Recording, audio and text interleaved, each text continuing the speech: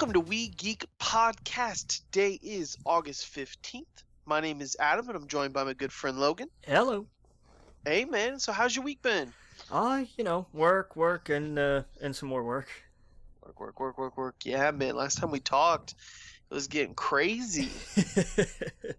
Has it calmed down a bit at all? It has. Summer's finally winding down. People are going back to school. Yep. The Meg did surprisingly good numbers. So that was interesting. There were like 100 people showed up for the Thursday night 3D screening. I was like, I haven't seen this many people show up for a 3D screening for a movie probably since Infinity War. Were they all a bunch of dads? No, it was actually a pretty mixed crowd. Yeah? A lot of teens. Unfortunately, really. So, it's a big, dumb, kind of stupid in a good way summer action movie. It's great. Just about every review I've read has said basically the same thing. It's Jason Statham and a giant shark. Do with that what you will. Right. And I'm you know what you're getting into. Exactly. I haven't seen it. I kind of want to see it. I grabbed a poster for it, but I don't know. Like, it just looks... It really does look like, for a summer that started on such a potentially depressing note, depending on your point of view, it's nice, I think, to see the season end on an intentionally fun note at that. Yes. Oh, yeah. Yeah, I haven't seen it. I plan on seeing it. Man, I haven't been to the movies forever. There's so many movies I still need to see that I am so behind on. I just don't have time. Ever since, because I usually work from home, but I haven't the last few weeks. And ever since that happened, I don't feel like leaving the house. I don't blame you, man. I don't. Yeah. And when I do, it's not to see a movie, so... No, you got stuff to do and everything. Like, I get it. Yeah. But yeah, man. So that's one of them I want to see. That one I'll probably catch, on Netflix or rent. But there's so many before that I still need to see. But yeah, man. My week's been pretty good. God, what have I done since we last talked? Just really working. Still going hard on those Netflix murder mystery documentaries. Man, there's so many. They seem to add one every week now. I'm telling you, it's insane. There's too many to keep up with almost. Oh yeah, there's one series called like I Am a Killer, I believe, or something like that, or I Am a Murderer, or something like that, and they basically interview someone on death row every episode. Every episode's like an hour long, and they just sit down and talk to the person about, like, how did you get where you're at right now? Tell me the story. And the first one's about a guy in Orlando. So I was like, oh shit, got my attention. Okay, yeah. I started watching a new series last night, actually, from HBO called Sharp Objects. Have you heard of it? I've heard of it, but I don't really know anything about it. Yeah. Well, I mean, to be fair, I watched part of the first episode because I fell asleep. I've just been exhausted lately. But it's really interesting. It's Amy Adams. Right. It's her first series. And she's a reporter, and basically there was a murder in her hometown. And recently there was a murder, and then recently another girl went missing. And because it's her hometown and she's a reporter now, she lives away in I guess this all takes place in Missouri. And they were like, her boss was like, hey, there was a murder in your hometown. You should probably go down there and see what's going on. She's like, why do I gotta do that? And he's like, look, it's interesting. It's gonna be kind of, for it to hit home to you, this is gonna be good for you as a writer or whatnot. So, on IMDb, it basically says a reporter confronts her psychological demons from her past when she returns to her hometown to cover a violent murder.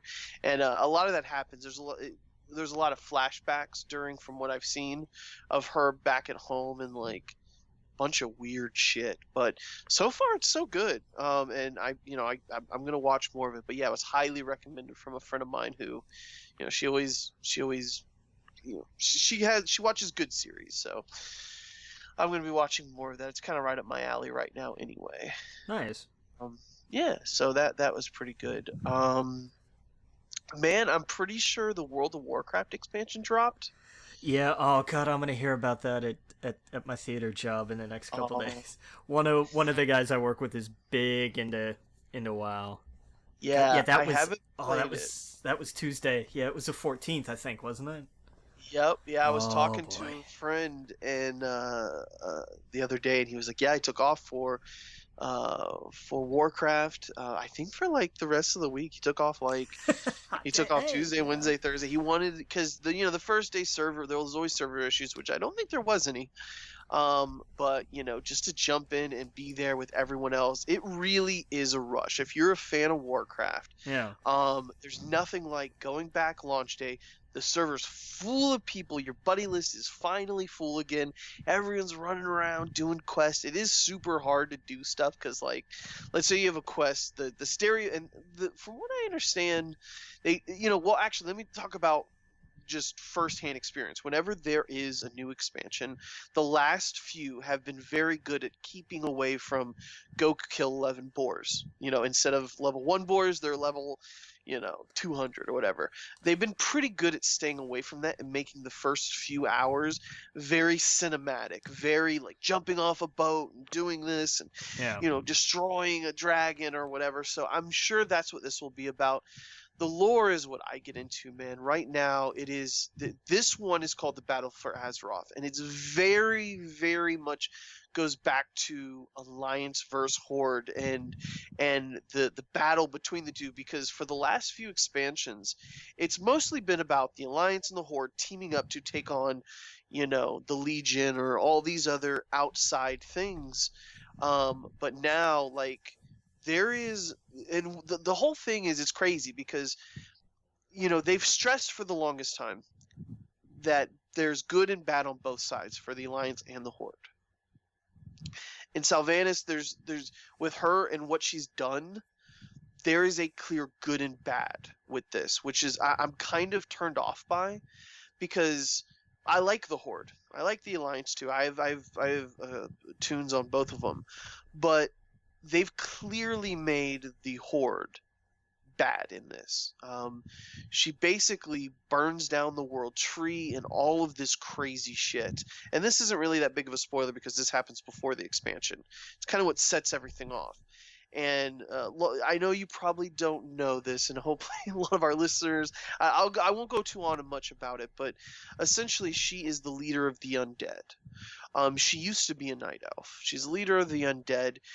She's for the most part been okay, but for the last few expansions she's been getting progressively worse, and now she's just straight up everything's gonna burn.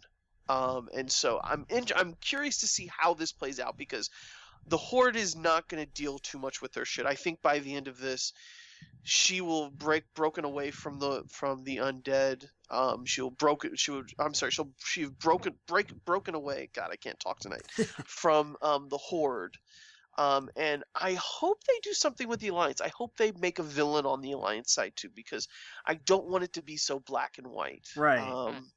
Yeah, and hopefully this is all just like we're throwing all this up at the beginning to make her look real bad. But I'm curious what they do with the Alliance. Greymane, I believe is his name, is the guy kind of mentoring the newly king, because the king's father died in the last expansion, and Anduin, he's now the king. He is as good as gold. He is just the golden child, and I imagine that Greymane and whatnot's probably going to corrupt him or do something fucked up as well. There's also this. Long story short, there's this material that they've newly discovered. I don't know what it's called. Let's just call it Azerite or something. There's this material they newly discovered, and it makes people not go crazy, but like think. Like it makes them focus on what they want, and it makes them. It doesn't give them powers, but it kind of does. It's hard to explain, but it's this material that can be used for good or for bad. It's kind of like finding nuclear weapons, basically. Okay. And so it's going to be interesting to see how the Horde and Alliance deal with this now that they both discovered it and they're both digging it up out of the ground. How it got there is another long story. I won't even get into about that. All happened at the last expansion. Now there's basically a sword sticking in the planet. So anyway, I'll stop there. But the the WoW lore always fascinates me. I love that stuff. There's so much of it. It's so good.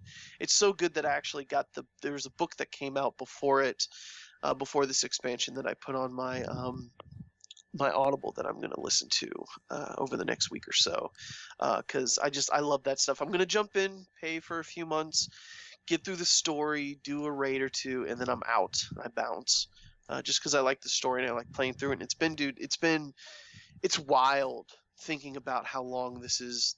I mean, 2004. Like, who was in office 2004? Bush, right? Didn't we just have Yeah, he'd just been reelected. Think about that. Yeah, I know, right? This game has been going since that long. I mean, 2004, I graduated high school. I mean, that tends to put things in more perspective. To have that set in, all the life I've lived since then is insane.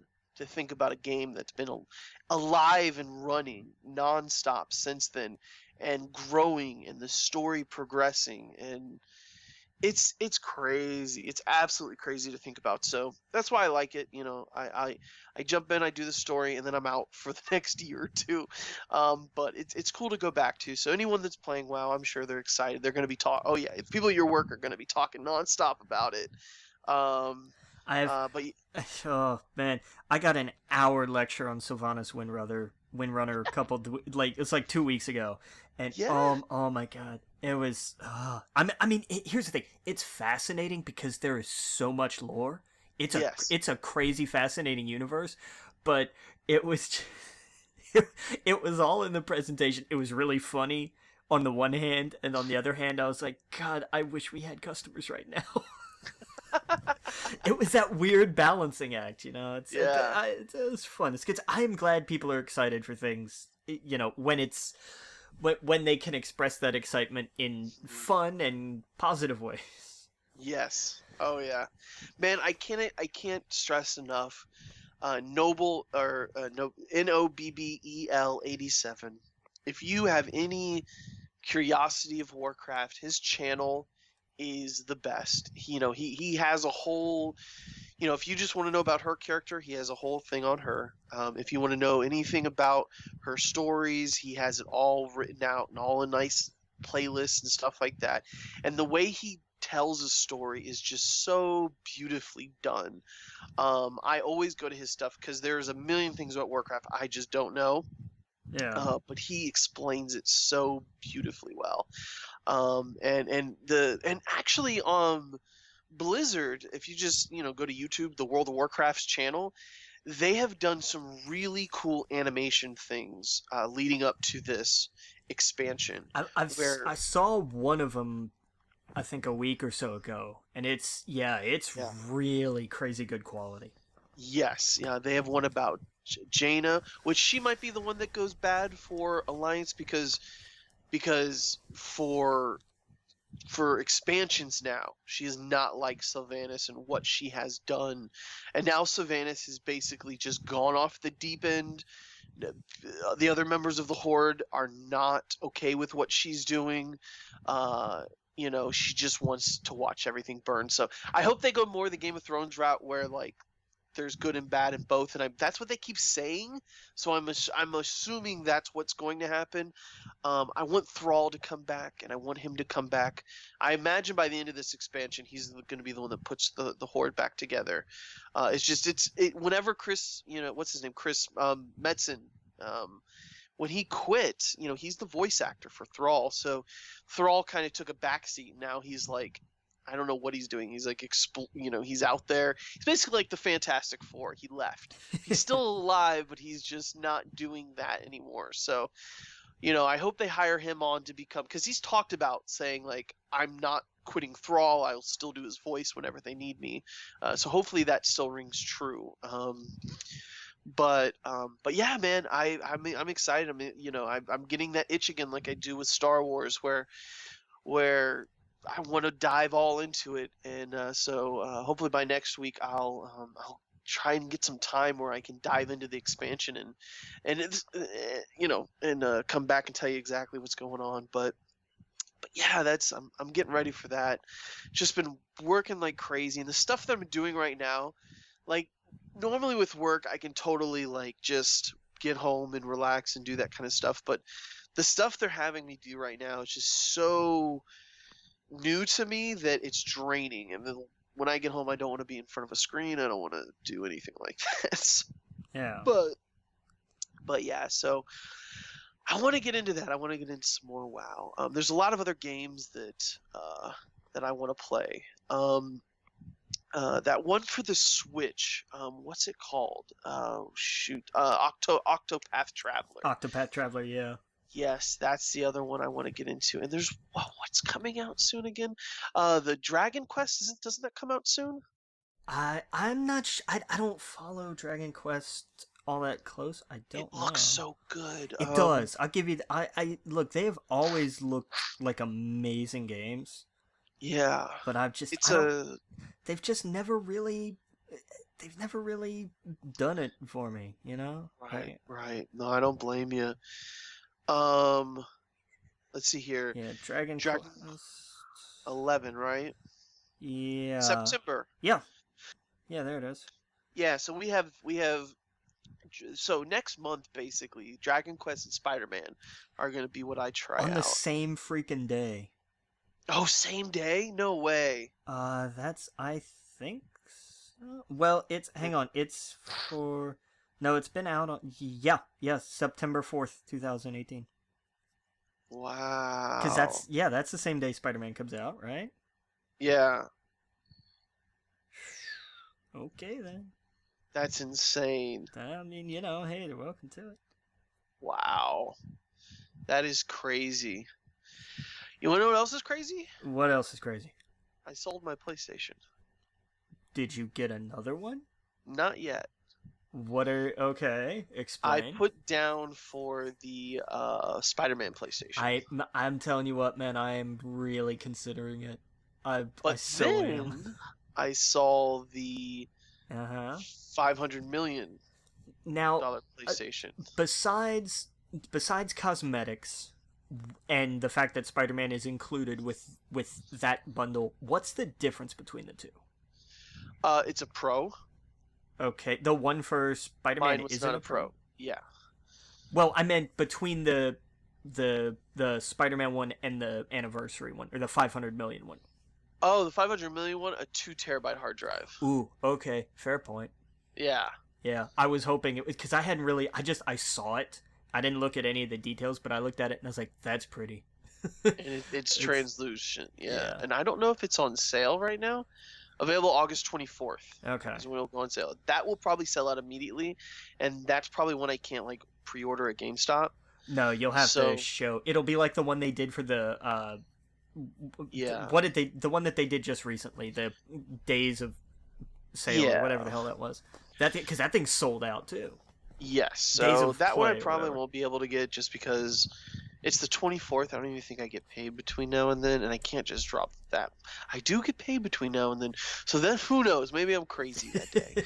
But it really all depends. Probably not, because that's going to be one that's going to be sold out within seconds. I'd get the Spider-Man one anyway because it comes with Spider-Man, and that thing looks pretty sweet too. Yes, but the translucent, man, I've always been a fan of that ever since my Game Boy Color. Yeah, that's fair. But you're right. It is. Let's be honest. PlayStation 4 is it's on its way out in the next year or so. I'd say 2 years. I think 2020 we start a new gen. Yeah, so I don't want to be dropping that kind of money and freaking out over a system that in a few years is going to be, obsolete. So the Spider-Man's probably a good one to go out on. That one, it's going to be a Pro, it's going to be a terabyte, and that red just looks beautiful. It really does, man. Yeah, I'm and I'm a big serious. Spider-Man fan, so it fits. So I needed one. The other one, like, I didn't think GameStop was going to take it because you put in a disc and it just beeps. Yeah, Thank mine. God they didn't do that. You fool. They didn't put a disc in. They just turned it on and made sure it worked. Wow. Yeah, they just turned it on because I told her I was like, I don't have any. I'm all digital. She turned it on. She saw all my games and she's like, oh, okay, that's cool. And then she erased it and that was it. And she gave me I think I got $150 for it. Damn, that's not bad at all. Yeah, no, and it was the same for credit or in store, so I just took the cash. Or I mean, in store or cash, so I just Right. took the cash. Huh. I knew I was gonna get the Spider-Man. Immediately put the 50 down for the Spider-Man, and I didn't see myself playing any PlayStation games between now and Spider-Man, so I was like, I need to do that anyway. And $100 in my pocket is pretty good. That's a fair point. Yeah. Yeah. So, yep. So whenever Spider-Man comes out, that's when I'll get it, and that's how I have my PlayStation back, and that's when I'll get Dragon's Quest for it. Nice. So yeah, I want to see how much is the Spider-Man bundle. that was 400, same as. That's not bad. Let's see here. I just put $50 down on it. I didn't play the whole thing. Yeah. Well, yeah. But it's the same price as the. Let's see here. And Pro, yeah. It's the same price as a Pro. You get the game free. Nice. Yeah. So however much the Pro is. How much is it? Yeah, it's 400. It's 400. 400, yep. So, yeah, I remember that was one thing she was talking about. Was like, it's the same price as getting a PlayStation Pro. You get the game for free too, and the controller looks dope as hell as well. It really does. Oh, and that comes out the 7th. That's right. Yep. It didn't sound right to me that Dragon Quest was coming out on the 4th, because most games like that, or like Nintendo games in particular, come out on Sunday, and I always forget that. They come out. Oh wow, okay. Which is also weird because the 4th is the 4th's not a Sunday. What the hell? Okay, Oh, now I'm Friday. all kinds of confused. It's a Friday. Okay, it's a Friday. PlayStation games come out on Friday. Okay, but Spider-Man comes out on the 7th, which is not a Friday. Hmm. No, wait, yes it is. Yes it is. Yes, yeah. Okay, it's a so Friday. then when the hell? Alright, never mind. Dragon Quest is the 4th, Spider-Man's the 7th. That's all that's really important. I'm confusing myself. Usually Sony's are Friday, right? Or what am I thinking? No, you're right. Games, that's right, because no, I thought games were always Tuesday. Games are always Tuesday, but Right. Sony, their first party sometimes are on Friday. Okay, that would explain that. And because Nintendo's first party over here is usually on Sunday because it comes out the same time over there, which is actually on Monday. Yes. And it doesn't make any sense at all, and none of this makes any sense. So just look at what day it comes out and don't ever try to do math. Right. People. So God of War was April 20th, which was Friday. Okay.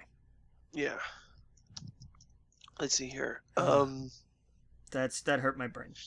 Yeah, Nino Kuni 2, which was also on Friday, March 23rd. So like usually first party for Sony for whatever reason is Friday. I imagine because they're like, hey, it's the weekend, they want kids to play it on the weekend. So Nintendo, you would think would be on Friday as well, but I don't know. Yeah. But yeah, Tuesday usually is the release day for games and all media pretty much. That's when music came out. Everything besides like comics, you know. DVDs usually are Tuesday. But yeah. So that'll be a fun game. I'm so looking forward to Spider-Man. And to be honest, I'm looking forward to playing God of War again. It's just, I didn't see myself diving into anything until then anyway because of work and everything. Literally, it was like, no, I don't see myself doing it. I need $100 in my pocket and I can put 50 towards the bundle. So, yep. That's cool. But yeah.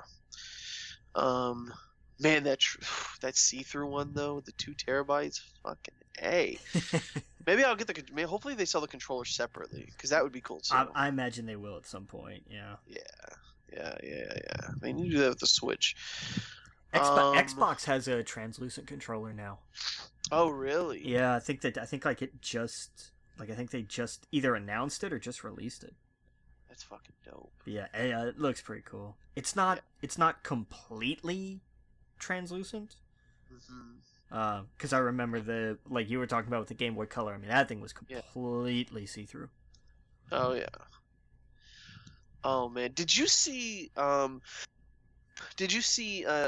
guess let's talk about this before we jump into movies and everything. Did you see what happened with IGN and Philip Mewson? No. Okay, so let's dive into that and the Okay. plagiarism and everything. No, I haven't heard anything about this. Oh wow. Okay, well let's take a deep dive into ex-employee Philip Mewson over at IGN. So I'll kind of give you a backstory of what happened. So IGN, one of the biggest, if not the biggest, video game website on the planet right now. Everyone knows IGN. I mean, Sega Sages and all these other websites became IGN over years, right? So we've all been to IGN. It's the big Mac Daddy, that and GameSpot, right? Yeah. There's been controversies with both GameSpot and IGN for years about them paying writers to do reviews for ads and all sorts of kind of crazy stuff. The Jeff Gerstmann stuff with GameSpot we all know about, we talked about before, where he was fired for not giving was it Kanan Lynch? I forget if it was the first or the second one. Yeah. Yeah, he gave it a 7, and they were like, "You should bump up that score," and he was like, "No," and so they let him go. And famously, then now becomes Giant Bomb, which is one of, if not the most respected game sites because of just the what do you call it? The just the what's the word I'm looking for? The what are you trying? Not honor, but the just I can't think of the word. It's too late for me. Well, pick a different one. They're the most respected because of what are you looking for? I don't know. My brain's integrity. Is that the word? That's the word I'm looking for. Jesus, sorry. Good Lord. Yes, the integrity that they have is bar none. Jeff Gerstmann's known for being cynical about a lot of things, but he's earned it. He's been to every E3 and the things that were before it. Instead of graduating high school, he graduated high school, but instead of going to graduation, he went to E3. He has lived the gaming journalism life. He knows it, like the back of his hand. So it that's why a lot of people follow Giant Bomb. It's just their integrity, and they don't bullshit. They tell you the truth, and they're funny guys. So anyway, long story short, which is not really, these are the two major websites. There's been controversy. Never has this happened before on this scale with plagiarism for these websites. So anyway, IGN has a show called the Nintendo Voice Channel, NVC. Have you ever listened to their podcast? No. Okay. It's got Per Schneider on it, which Per Schneider is the big Mac Daddy at IGN. He is, I think he is. Let's see here. He is blah blah blah blah blah. He is the general manager of IGN. Okay. So he's in charge of editorial and all of that other stuff. He has been on Nintendo Voice Chat for probably the longest time. The guy who hosted it for a very long time ended up leaving the company IGN and went to work for Nintendo. Jose, whatever his name is. So they looked for a replacement, and they found Philip. Okay, with an F, Philip Mewson. So if you want to look him up, it's Philip, last name Miucin. He was a YouTuber, and he got popular when the Switch came out, and he did a bunch of, follow me for like a free Switch or something like that. He got popular by doing that, and just being his channel was all about Nintendo. So IGN hired him on. He wasn't really a writer. He was a YouTube star, so that's kind of important here. Okay. And he's been there for maybe a year. And I watch I listen to that podcast actually weekly. That's one of my favorite podcasts, especially about Nintendo. They deep dive into everything Nintendo, and it's a really good podcast. Um, so recently, he started doing reviews. And this was the first review that he actually put up on Twitter, saying like, "This is the first review where I am the editor of, or I'm going to be the, I don't know, I forgot what it was, but uh, uh, hold on, let me pull it up actually real fast." He was, yeah, because it's kind of weird because he posted on his Twitter. He's like, hold on a second. Editor would sound right. Editor or producer, maybe. Yeah, it was. Oh man, hold on.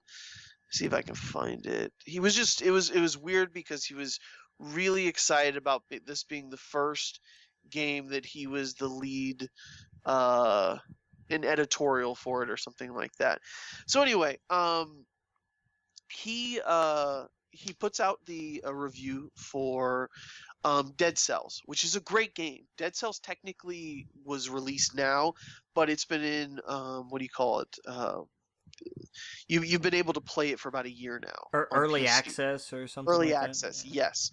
So now it was released officially on PC and the Switch and a few other things. And he did the review for it. He gave it a 9.7. Um, and and he put out his review last Monday. Well, a guy, Boomstick Gaming. I don't have his name off right here, but the Boomstick Gaming, noticed some similarities between his review and the one he did a few days prior. So the Boomstick Gaming put out his review a few days earlier than this guy did, Okay. and it was like, wait a second, this is very similar. So he put a video called "IGN copied my Dead Cells review. What do I do?"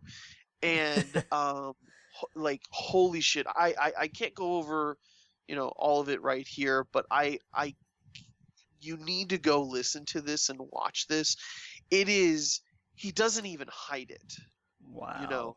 He doesn't even, like, when when you copy homework, there's the sentence and you change a few words, but it's still the same structure and it says the same thing. Right. That's literally what he did, and to a point man. where some parts of the video line up to the second Wow. of the things. Man, Yeah, it this is a baffling. This is a guy who started on YouTube, but he doesn't know how the internet works. Like, did This he? is a guy who started on YouTube, now works for IGN, and he was one of the lead people for Nintendo on IGN. Man. Nintendo, of all of the things. This is the podcast that Per Schneider is on, the guy in charge of IGN. And he's like, and this Philip is kind of the lead dude for Nintendo at IGN.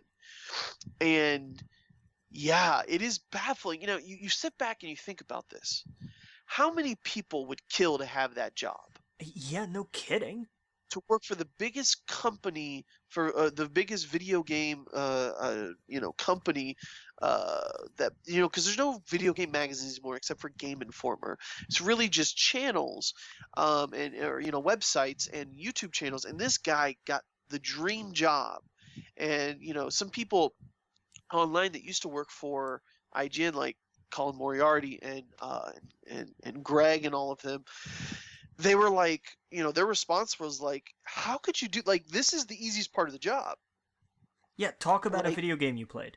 Talk about a video game you played. Like, there's so many other things that are hard behind the scenes and whatever, but it's kind of telling, and because we live in a time where, and I'm not blaming IGN. Obviously, this is a big hit for them, but when you hire people that are not writers to do this kind of job, it's now showing what could possibly happen when you're hiring someone from YouTube over someone who actually writes. Like Greg had, he had a degree in journalism. Yeah.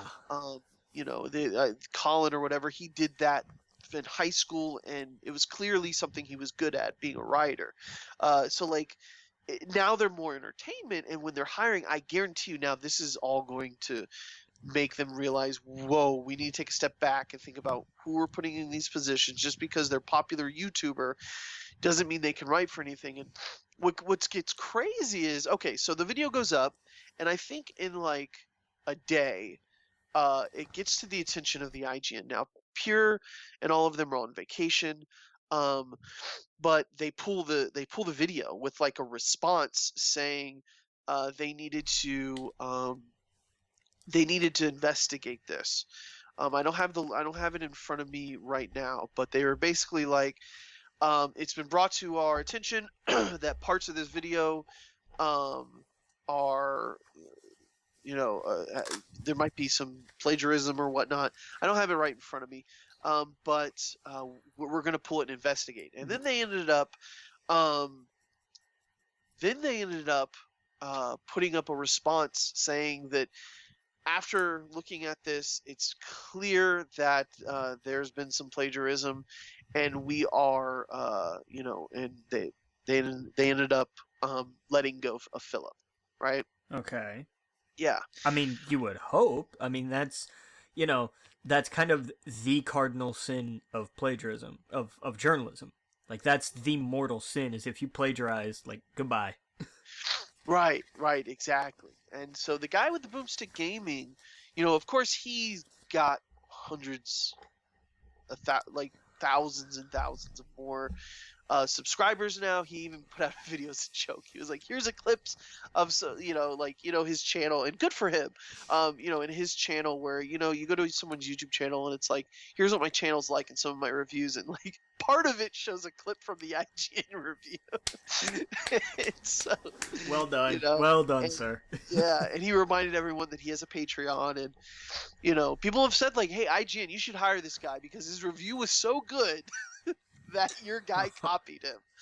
And that should be his tagline from now on. It's like, my reviews are so good that IGN steals them. But I should also make it very clear that at some point IGN takes some responsibility because it's the guy they hired, but this is in no way, I think, their fault. No,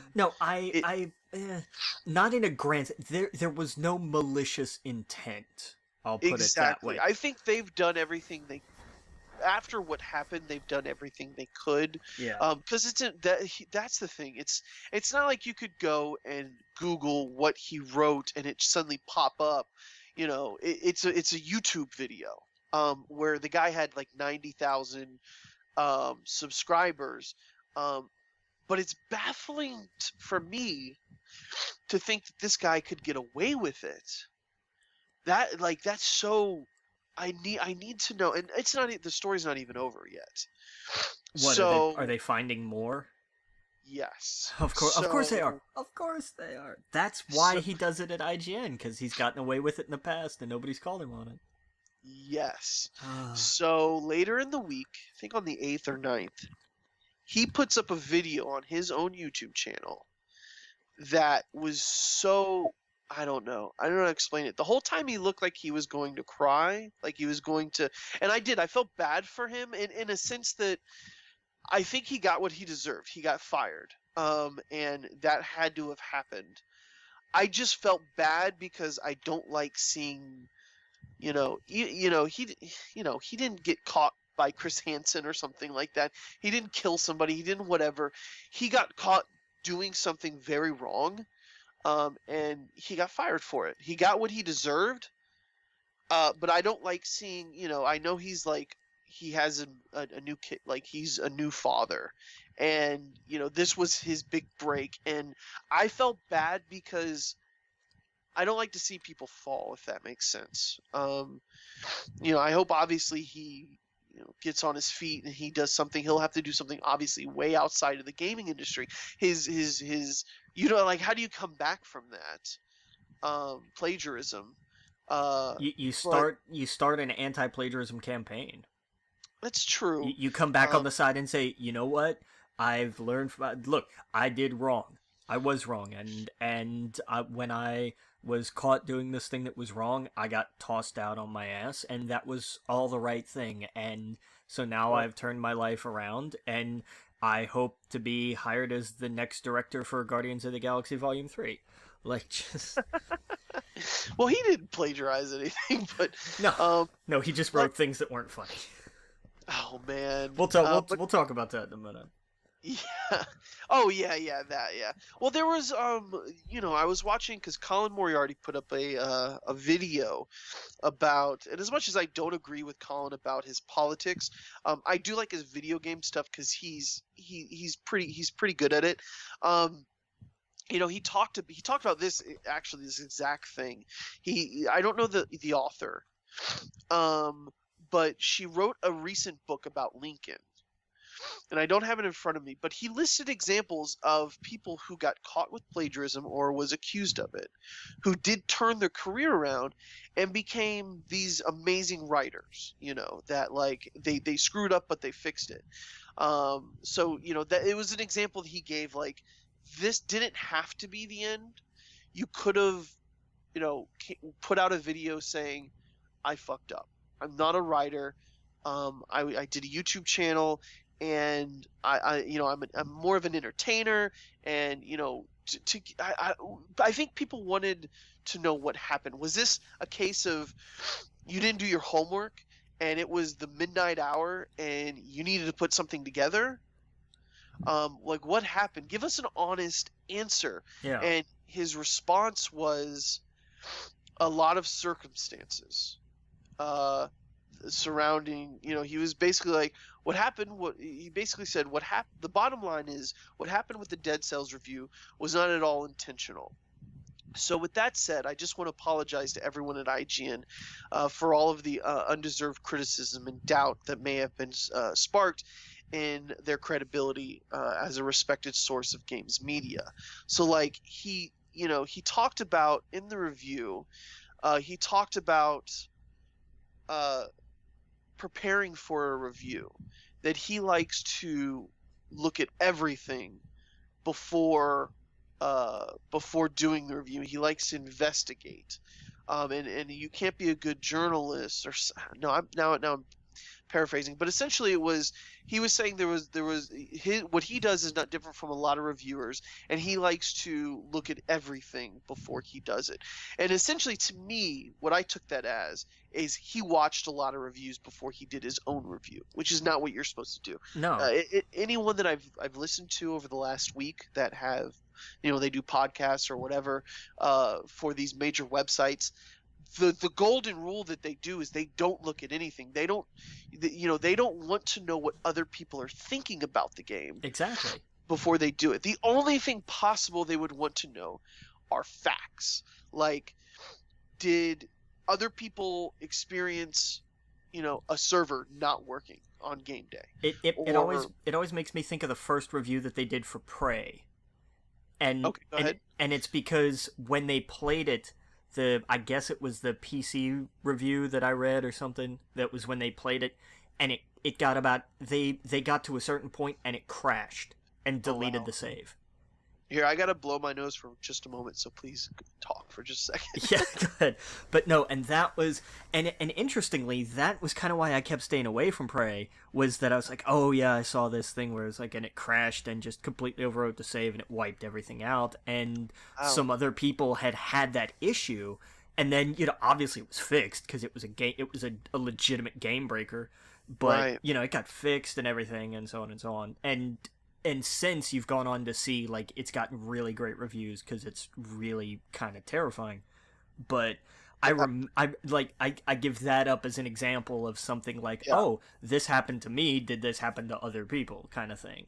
Right, exactly. And like, and even some of the people that I've listened to, they might have a conversation with someone about, like, oh, I experienced this and what did you do for that, and like stuff like that, but they like to stay away from other people's opinions so that when they form their own, the sentences are not the same. Like, and that was the thing, is a lot of them were like, when they heard that a guy was blamed for plagiarism, some of them were like, I've been accused of that before, so I'm gonna give him the benefit of the doubt and see and hear what it is, because there are common phrases that they all use, right? And there's certain things, but it's so clear that he copied it he just swapped some words Yeesh. and made it his own. And what's crazy, and this is the kicker, in the apology video, which he never apologizes for, he basically says, I'm sorry for all the stuff, all the hate that I'm sorry, all the negative attention I've gotten towards Boomstick Gaming and the people who did Dead Cells, and I didn't mean for this to happen. This is not all intentional. And then he goes after Jason Schreier from Kotaku, which, if anyone knows anything about video game journalism, Jason Schreier is probably the closest thing to an actual journalist that you can get for video games. He's the guy who uncovers all tons of stuff. Actual journalism, not just like, here's our review of whatever. It's like real journalism. He went after him saying, you can keep looking, Kotaku, and please let me know if you find anything. Which, by the way, the news editor Jason Schreier tried to imply that my FIFA 18 review was not only inauthentic by claiming that I copied it from Nintendo Life, and that's just not true, not the case. Maybe he was implying that if you have a similarity in opinionated reviews, then you're just plagiarizing. Or maybe he's just trying to get as many clicks off my name right now as possible. Or maybe they just like kicking people while they're down. I don't know. Check it out for yourselves and you be the judge. Okay, so Jason's like, okay, that's exactly what I'll do. And that was the thing. They looked up the Nintendo Life review. They looked up and they found like 3 or 4 reviews that he did that were clearly acts of plagiarism. Not as bad as the Dead Cells. But like, for example, I forgot which one it was, but he talks about using a certain button to do a certain thing in the game. And it was a mistake by Nintendo Life or whatever the magazine was, and he has the same thing in his review. He could. Oh my god. So he put the same error that the guy reviewing it originally did. When in the game you don't press that button for it. Oh man. That's how. So, and Jason talks about. He's like, look, this is not. Usually, when you're caught doing plagiarism, this isn't your first time doing it. Usually, this is just your first time getting caught. Yep. And that's what happened. And people at IGN were like, you don't know what you've done to us now, because now this is always going to be over our head that we copied reviews, and that we took the lazy man wrote out, and it's just like they're like you completely fail to accept and understand what you've done, is what one of the editors there on the website did, because his apology was a non-apology. He acted like he was the victim, and again, part of me, I do feel bad for the guy, because I don't like, everyone fucks up, and I feel sorry that now he's lost his job. Now he's got to figure out how to put a roof over his head. I don't like kicking people when they're down. And I felt bad for him, just as, anyone I guess would. But I also feel bad for everyone else that he's hurt now at that company. And it's a shitty situation. It's terrible. Like, this is high school stuff. Like, you get caught doing your homework in high school. You don't do that when you're trying to feed your family with such a privileged position to be in. How do you fuck up that bad? And I really want to know what's going on inside his head. Like, what made him think that he would get away with that? Because he hadn't been caught before. I really think it was that simple. Like, he had done, because he failed to understand that being with a company like IGN means more eyeballs. And somebody, especially for as mainstream as something like this is, video games and video game reviews in particular are still kind of a niche thing. But people who and I say niche in the grander scheme of 7 billion people. There are tons of eyeballs, but in terms of, it is a smaller, but it is a very intense community. Yeah. So the people who consume, an IGN review or a Kotaku review are also, there's going to be overlap with some other sites. So the odds of somebody seeing this and knowing, hey, this sounds really familiar, Oh yeah. are not unlikely at all, as opposed to when he was on his own YouTube channel and people were kind of ish paying attention. You know, Yeah. they may not have made that connection, but now when everybody who watches the little channels is also going to be watching IGN because of how big they are, yeah, Hmm. somebody's gonna notice and you're gonna get caught.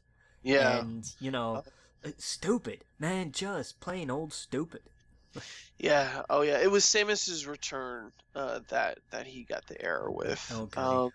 Yeah, cuz man, yeah, no, it's crazy to think. It's like you have this dream job at this company that people would kill for, to sit and talk about video games every week, to be on a Nintendo podcast with that many viewers, that many listeners, to be the head of Nintendo for IGN. Like, you're gonna make bank. You could retire with that company. You could I mean, that is a career position to be in. And it's just to fucking throw it all away for just pure laziness. Like, I can't imagine you have to be such a fantastic writer to be writing about video games. You just have to be, genuine, I think. Yeah, no, And yeah, nobody's gonna win a Pulitzer for a video game review. But I exactly. mean, you know, it doesn't excuse laziness. I'm not saying just throw something down. Well, that's the thing. Like, he's an on-screen personality. He doesn't even have to do that. You know what I mean? Like, I don't think that's a requirement for his job. Because there's like, for example, Brian Altano. He's an on-screen personality. He doesn't write reviews. This guy doesn't have to write reviews either. Well, I guess I shouldn't assume what's going on behind the scenes, but it doesn't seem like that's something he has to do. I don't know. It's just baffling to me. Or, speak out, be like, look, I'm terrible at writing this. I would rather, get onto a podcast and talk about it. I don't know. It's crazy because I don't know. You kind of put yourself in that position. You're like, how do you live with that? How do you go to sleep knowing that you submitted that you really think you're going to get away with it? Man, it's baffling. It was such a baffling story to me of how something like that could happen. yeah. And it's not, it's not the end of the world or anything like that, but it's pretty big in that kind of niche circle, I guess. Because I can't think of another time something like that really happened. Because it's so dumb. It's so crazy. Yeah. Yeah, it's God, man, just ugh. Yeah. So, hey, IGN's hiring. So, if you got the writing chops, man, I would submit. For sure. You should submit there, buddy. Oh You man, could totally. I can't like my writing isn't terrible, but it's not professional level. I know that. Like, Hey, it's better than this guy. He got in. yeah, well, I mean, you know, the writing of the other people was professional level, so you know, I mean, that's That's true. That's true. But man, yeah, it was just such a crazy story, and and then they had someone else do the review, and they gave it a 9.5, so it brought it down a little bit. I thought, oh no, but Dead Cells, man, the good thing about this is the guy Boomstick Gaming has never had more eyes on it. that's true. And Dead Cells has never had more eyes on it. I bet they were thrilled that this happened because it got so much attention. The people that suffered obviously are IGN and this guy who did the review. Yeah. So I don't know. It's interesting. I want someone to get an actual story out of him, to sit him down and be like no bullshit. Tell us what happened. Don't tell us that I look at everything, because that's just such a bullshit statement. You looked at other reviews, and what went through your mind to think that, hey, I could get away with this on the biggest website on the planet. Yeah, man, I don't know. But anyway, that was a bit weird of news this last few weeks. Let's kind of go back. Let's talk about the movies, because some movies came out. We talked about the Meg, and it got what, like 45.5 million? Yeah, about that. Good debut. Really good debut. almost as good as Star Wars, right? Solo. Yeah, it definitely ranks up there for the summer, which is surprising. But Yep. end of the summer, fun shark movie. People wanted to go see it. Makes sense. Makes sense. Yeah. Mission Impossible kind of keeps chugging along, made a little over 19. Bumps it up. Its total box office so far is about 161 ish domestic. Respectable, very respectable. I don't know how that stacks in comparison with the other ones. I think it's outstripped most of the other ones, if not all of them in the series. Which I hope so, because I'm pretty sure it had, if not the biggest budget, one of the biggest budgets. Christopher Robin next at just short of 13 million, made about 50 so far domestic, a little more. Not terrible, but I'm pretty sure Disney was expecting more. Slenderman with 11 million, it was not the it that Sony wanted, I'm sure. But hey, next time try to be more topical. And Black Klansman almost 11 million, which is a strong opening, really, for a movie that is just going to have a fairly limited audience. That's a respectable number for sure. We talked about the movies. Talk about Black Klansman. So is that one you're gonna go see? I've heard nothing but good things about that one. I've heard that it's one of, if not the best of Spike Lee's movies, which is saying something. Because I mean he's pretty much always knocked it out of the park. Yeah, definitely, absolutely. So I want to see that. What do we got coming out next week? Coming out this week. Crazy Rich Asians on Wednesday. Okay. I don't know why it releases on a Wednesday. It's strange. Okay. We've got and the reviews for that are bizarrely mixed. Like, I've seen some that say, "Hey, this is fun and it's interesting," and I've seen some that say, "This is just disappointing and it's not really innovative." I'm like, well, that's okay. So very divisive. Yeah. But hey, cool, whatever. This Friday, 2 movies that nobody's gonna go see. Alpha, which we saw previews for. I think the first one was before Star Wars. Was it before Episode 8 that I think I saw the first actual it was trailer like a dog or something, or a wolf or something. Right? It's basically the story of like the first caveman to domesticate a wolf. Yeah. At least that's the premise for the story, and it's fine, whatever. Sorry if you go see this movie, we know how it's gonna end. We've seen Yes. this. I'm sorry if it's like, hey, here's a movie about a boy and his dog. We know what's gonna happen. We know exactly how this is gonna end, and people are gonna stay away from it because it doesn't really look all that interesting, unfortunately. No. And then Mile 22, which is the action movie that has Mark Wahlberg and Ronda Rousey in it, which is just that sentence by itself was weird. Yeah. So I mean, I don't know, but yeah, I see a lot of people turning out for Crazy Rich Asians because there's been buzz for months, but I don't see the other two doing much of anything. Yeah.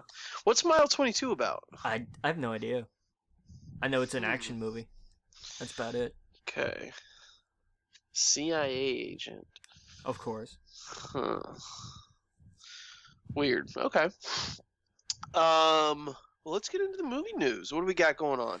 Sony did one thing that was cool and one thing that was really stupid.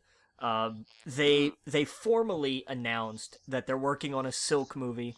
They're working on a Night Watch movie. We'd heard about these two. We'd heard rumblings like these were in development. And they're working on a Jackpot movie, which is another weird pull like Night Watch. A Jackpot. Yeah, Jackpot was another one of these like weird, not very frequently used characters. Night Watch is kind of similar in that regard, of just like, here's a character that showed up. It's like using Riot as the villain in the Venom film. It's such a weird kind of pull. But who's Jackpot? Go ahead and look, because it's a strange, because like there was an original Jackpot who I think retired or died, and then her daughter picked up the suit and then Jack retired, or was okay. First appeared in Free Comic Book Day issue Spider-Man Swing Shift, released on May 5th, 2007, written by Dan Slott. oh, it's another Wow. Dan creation. Her and Silk both. Yeah.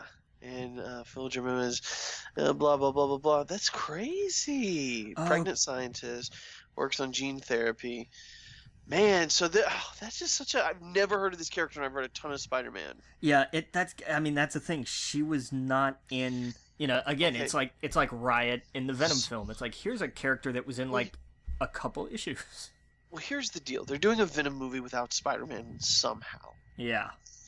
We've all kind of accepted that. How are they going to do all these other characters and not have Spider-Man I don't know. at any way tied to them, especially Silk? Yeah, that's Like- one you can't... No, I refuse to believe that he's not going to be in that movie. Because he there's... They have to have some sort of deal by then. Yeah, there is just no way. It can't... It's too tied to mythology. Venom is a stretch I'm willing to accept because of the like, you can change the circumstances of that thing coming to Earth. I get it. I can accept that. But I mean, I don't know, man. I don't know how you do that to somebody like Silk. I really don't. It's I don't know. no, I don't get it. And then I'm reading some Doom Patrol randomly. I know that's a random thing. Do Have you what? read any Doom Patrol? Not recently, no. Have you read any at all? Way on back in the day, yeah. I have the volume 1 of like the recent stuff. Okay. Is it good? It's weird as shit. Well, it should be. Doom Patrol is best when it's weird. Yeah. So I'm excited. They're introducing all the characters and stuff like that, like Robot Man and stuff like that. So, I don't know. It's one of those where like, it's one of those nights that I was home and I was half asleep because of work, and I was like, oh, I'll decide to read this after like an issue or two of the volume. Yeah. So, What? but I'm in. It's just so confusing. I feel like I'm watching. I don't know. It's just weird. If you're what, like they've got a new Doom Patrol series going on like right now, really? Oh yeah, have you not seen? Yeah, man. Hold on, let me see if I can find it. I mean, I know because it's going to be a series on the streaming service, but Let me see if I can find the Oh, it's the Young Animals. So you know how DC did Young Animal? sure. It's their like young adult line. I think it's volume 6 technically. Let me see here. Doom Patrol volume 6. Yes, volume 6.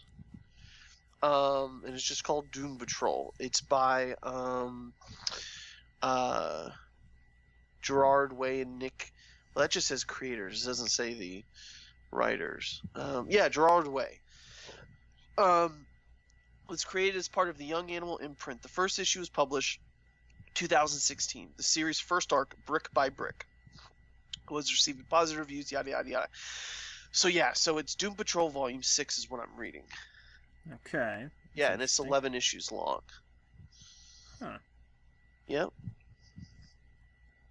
Interesting. Yes. I'll tell you what you want. If you want to read Doom Patrol that's Doom Patrol, Grant Morrison.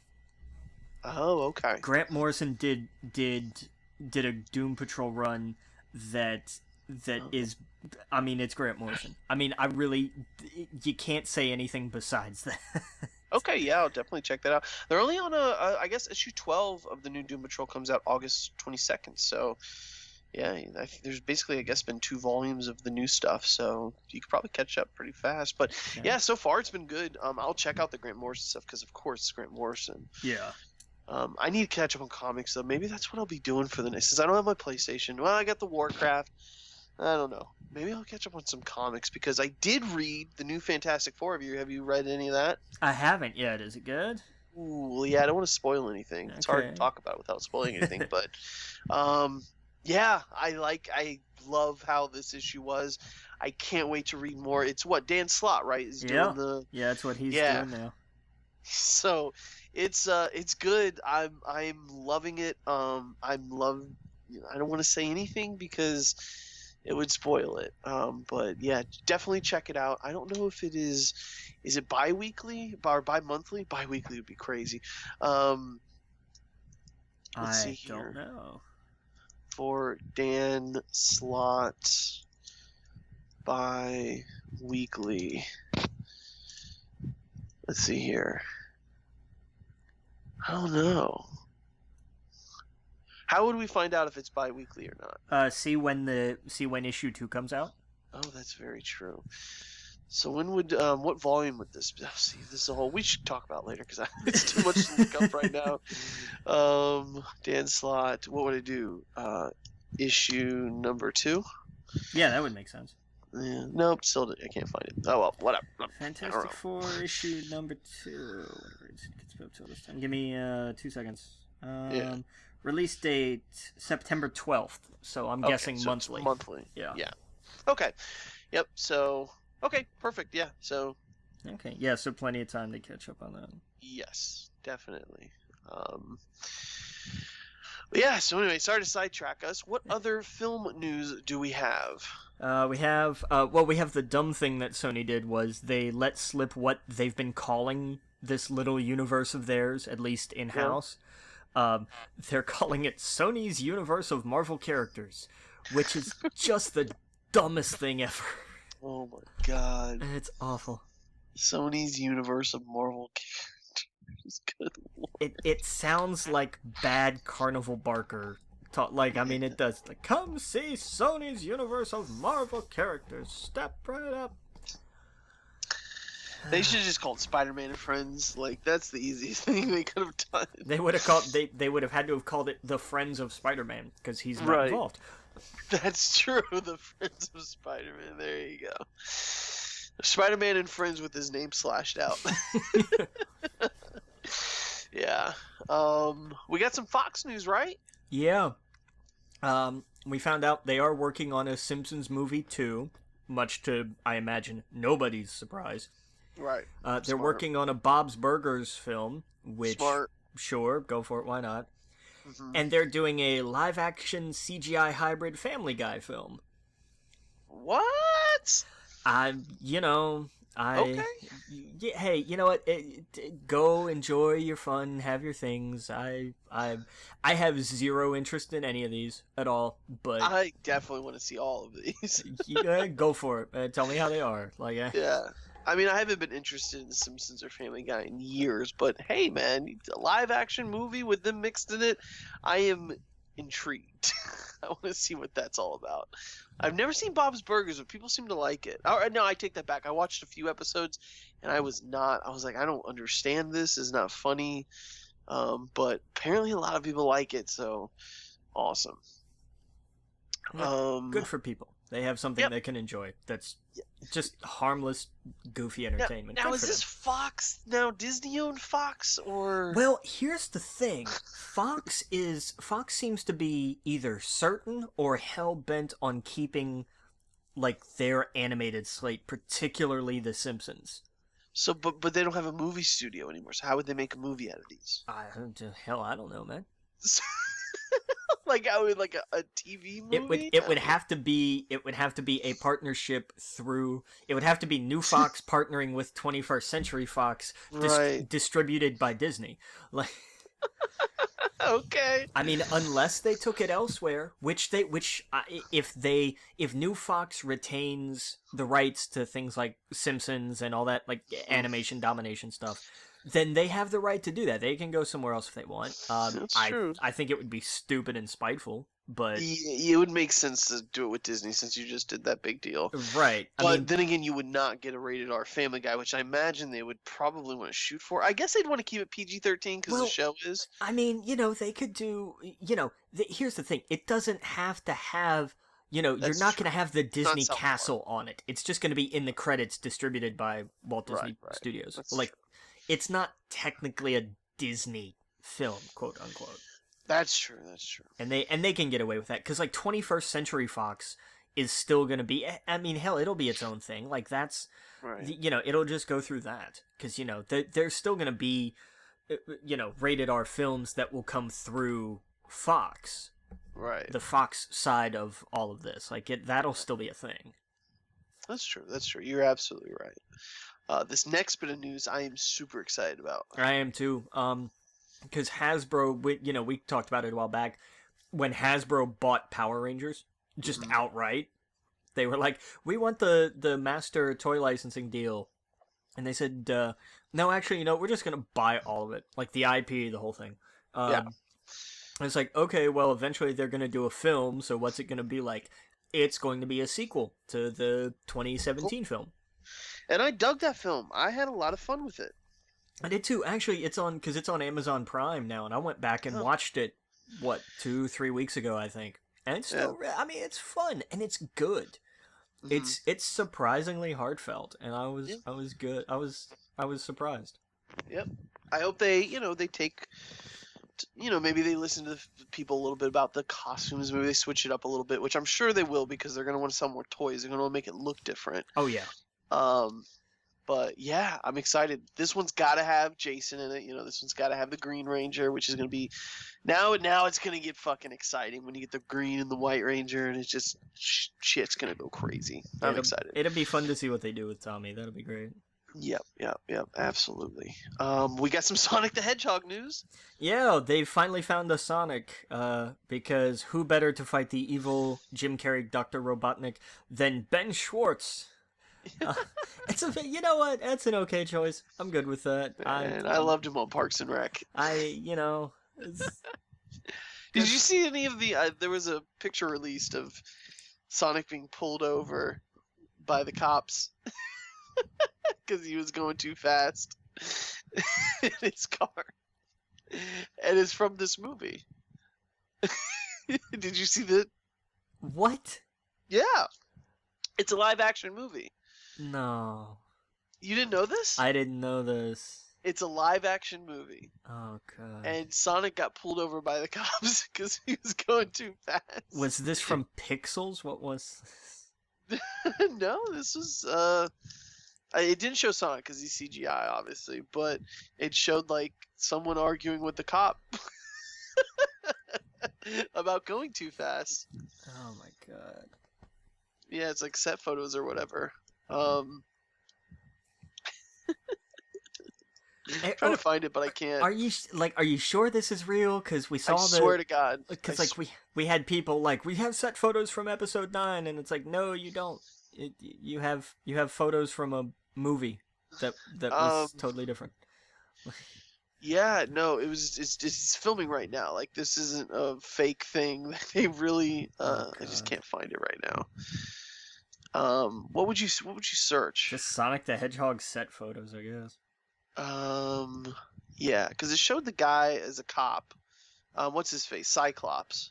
Okay. And he was arguing with someone who got pulled over. Let's see, is James Marsden? Is that his name? Yeah. Yeah, Sonic the Hedgehog. I'm looking at him, but I'm not impressed. Like I'm set photos. Yeah. Okay. So there's the one here. I'll send it to you. Yeah. So you know how when you played solitaire on your computer back in the day, and like the cards when you win, it just like went in a big row, like the cards went everywhere and everything on bounced the screen. And like it did all that. It did that, but with like my downloads. So I'm pretty sure I have AIDS now from my computer. No, but I'm pretty sure. I don't know what happened. I'm running Malwarebytes as we speak, but it was probably just a glitch because it didn't look like it downloaded anything. That's always fun. Yeah, I just ran Malwarebytes. It looks like I'm clean, so that was weird. But yeah. So anyway, Sonic being pulled over by the cops. I've seen these photos. I don't get that. Like I don't get that at all. Like I see people standing on a set next to a car. Okay, so when I saw it before, that's what it was explaining what was happening. Okay. That's the car that I guess Sonic got pulled over by. And so she's arguing with him. You don't see Sonic, but that's what that little thing down there is. Do you see the little thing on the ground? Hang on, let me pull this up again real quick. What, the green cone that's sitting there? There's not a green cone. Okay, it's like a silver ball on something. Looks almost like a scooter. I see the green cone you're talking about, but no, the first picture on the left-hand side. Okay. Yeah, sure. All right. The main picture, where he's got like on his hands on his hips. Okay, I'm on a different article. I didn't go through it from those. Okay, so don't go through any of the pictures. Look at the first picture that you see when you click that link. Okay. It says it's the first picture and it's big. The other ones are smaller to the right-hand side. Yeah, that's what was weird, because I saw, like, the article I showed doesn't have the picture that you're talking about. So James Martison and Tika, you look right below that, the first picture. Okay, no, I hear what you're saying, like, from the article that you sent me, but I wasn't looking at that article. Oh, look at the article I sent you. Yeah, I was looking at a different article that didn't have that picture. Okay, I mean, I'll take your word for it. I'm just, okay, sure. Yeah, there's like a, when they have a stand-in thing instead of the CGI character. Right, no, I get you. Yeah. So, I don't know. But anyway, Sonic. Yeah. Pulled over for going too fast. Yeah. That's going to be an interesting movie. It's... What do you think it's going to do? Because, I mean... not very well. Mario bombed, but Sonic does have... it's still a popular character. True. Man, it's gonna be hard to see how many people go out to see that. I don't expect a lot, really. Just in general, I don't. Yeah. No? No. Okay. I don't. I don't think video game movies are gonna pull. I don't. Yeah. I mean, maybe something like Uncharted. Right. Like something it's like a shame that. Warcraft didn't do good. It is, because that really could have done it. Like, that could have launched a whole big, gigantic franchise. Right. Because it's not, it's like Lord of the Rings, where when you think of Lord of the Rings, you don't think of, that book movie. It's like, no, that's just a great story. Yeah. And that's how I think Warcraft could have done, but who knows? I don't know.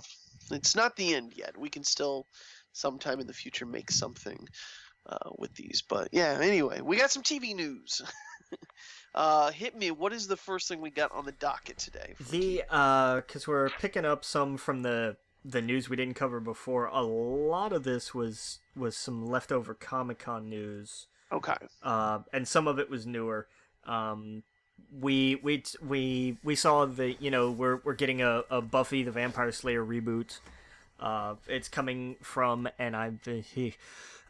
Monica Owusu-Breen, who wrote for something called Midnight Texas, which I think was a series. I couldn't find a whole lot about it, because to be honest with you, I didn't look too hard, because it didn't sound interesting to me. Right. But, sorry. But, okay, cool, somebody different. I mean, Whedon's obviously going to be involved, but this isn't his, like, he's not, he's kind of overseeing this more in, like, a Kevin Feige sort of position of from on high. He's not directly involved, hands-on writing all of this. Gotcha. So, cool. Different showrunner, different writer, different viewpoint. I'm in. Why not? Oh, yeah. We saw some of the first images from Netflix's Chilling Adventures of Sabrina. Ooh. They look chilling. So, kudos. Well done. That's what you expect. It looked like, who were the people that mariachi with the bulls? What is that called? Who's the guy with the big red cape? Yes, the bullfighters. The bullfighters. It looks like a bullfighter. It does. Who is like a blonde woman on her knees in like her her nightgown. And he's in full, like he's gonna fight a bull. Yeah, With his hand out. Toreador. That's the word. Toreador. There we go. With a bunch of women surrounding them. Some of them look like witches, like the traditional. Yeah. And then like there's people in the background with like straight up giant bunny rabbit masks on. Yeah. With blood on their chest. So like this is some shit's going down in the woods. Yep. Yep. So there we go. Now, man, I don't know why I thought this was part of the Archie universe, but it's like from the showrunner of Riverdale. I want this all to be tied in. It probably will be because it is part of the Archie universe. It is, right? But Yeah. you know, is Archie gonna pop up like, hey, what's going on? Can his head get cut off? Like, I want something to happen. Who knows, man? You know, I want the kid who plays what's his face, Buckethead or whatever. Jughead. Jughead. I want him to pop up like the same actor and everything and turn into a werewolf or something. You know, but I wouldn't put it past him. I would love it. I want some, if not, because maybe they legally can't, but I would love some hints. Some like. Oh no, they can. Oh, they can? They definitely can. Oh yeah, Netflix has the international distribution rights for Riverdale. Okay. Like they so have, perfect. yeah, they have a partnership with the CW that goes back like to I think before, like I think it goes back to Supernatural, like way back in the day. Awesome. So yeah, so they can definitely tie it in there because it looks so different. Yeah, it's but there's gotta be some mention or something. Yeah. I haven't seen season 2 of Riverdale, but I know like the beginning of season 1 starts with a potential murder. Season 2 gets even crazier with the murder and that's what I've heard is like season 2 just gets weird and there's a serial killer or something. And I'm like, there's okay, a serial killer. There's gangs. Archie's got a gun. People are sacrificed and hung and put up on not like a cross, but like just up. Oh, it gets fucking.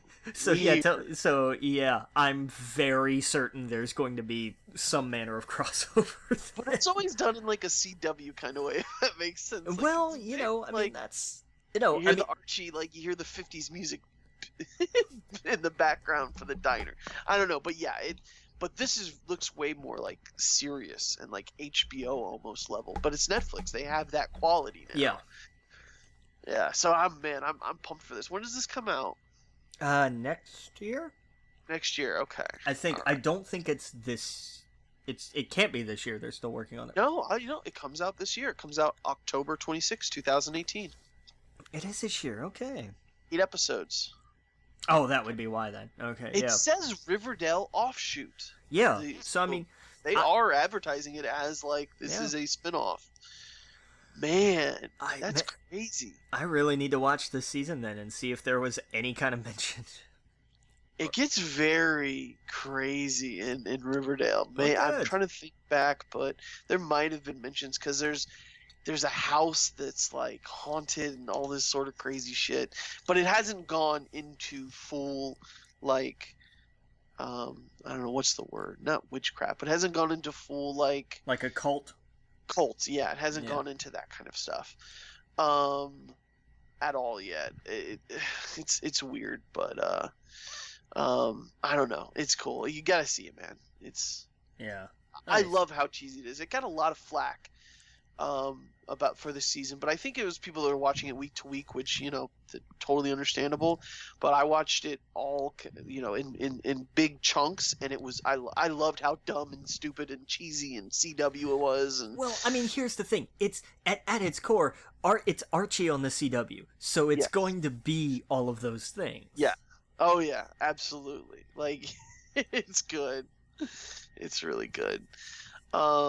But yeah, man, check it out. That's if you're like, you know what, I don't know, I can't find anything on Netflix or Amazon. Give that a look, man. It's fun. Yeah, I love the first season. I just haven't I haven't been in a TV mood for the last little while. Same here. Well, I mean, I don't know.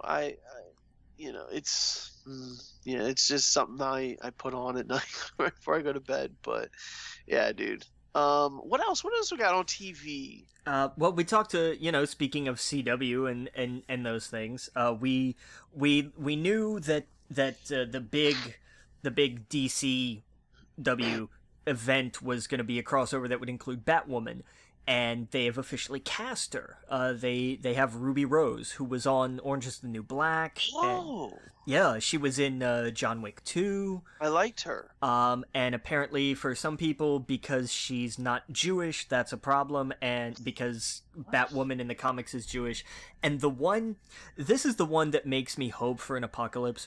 The biggest outcry is she's not gay enough. I don't even know what to say. That's kind of one you just sit there and you go, you know what? This is people making the best argument against representation, because it's because it's just people. Trust me, I understand my position of privilege. My people have been in everything. As a straight white dude, I see myself on the screen all the time. But take the win.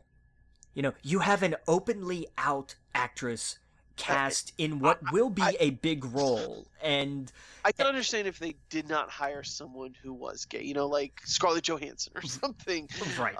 Like I could see wait a second, come on, can we get, but when it's like this seemed like, I imagine them sitting around, they hired an actress who is openly out, and they're like, okay, there's no way anyone could get mad at this, right? Besides maybe people who just are still against that. But right, I saw the backlash coming from the other side. Everybody expected that. Oh my god, more gay people on TV. Well, you know what? Like, oh, they're shoving it in our face, or whatever they say. Right. But what? But no, she's not gay now enough. They're making an argument for. It just makes it look bad. It does, and it's oh my god, and it's come to the point now. She also has had to abandon social media because of how bad it's gotten. God, I hate nerds. And dude, I'm right there with you. I've never been so mad that I would ever go onto a social media website and just spew hatred at something. And if your life is if you're somebody out there who has been active in, all of the negativity and the threats towards people like Kelly Marie Tran because, oh my god, she's an Asian girl in Star Wars, or any of these other people. I mean, Millie from Stranger Things, who got all this garbage and had to bail. And now Ruby Rose, and I'm looking at this and I'm going, if you are one of these people who gets on Instagram or Twitter and you're like, what would be fun? I'm going to send a death threat. I'm going to write something, homophobic. I'm going to write something, that's just horribly racist. I am at this point now, and I know it's the wrong argument to make, so I don't want anybody to follow my example, but I can't, I have my cup runneth over of outrage about the outrage. I can't get mad at these people in peace anymore. Just go away. Just fall off the face of the earth you probably think is flat, and just disappear. Well, they must realize how dumb they sound, how immature they sound. It's okay to get excited about something, and it's okay to not be excited about something. It's okay to be like, I don't like that casting, or I think that's whatever. Yeah. But to go and attack somebody, to actually tweet to them hateful, mean shit, it's like there's got to be something else going on in your life. There's got to be something else that is more important to you than to do something on that level. These people were cast in a show. They were not serial killers. They did not get caught by Chris Hansen. They are not what I just don't understand what's going mind through of some of these people.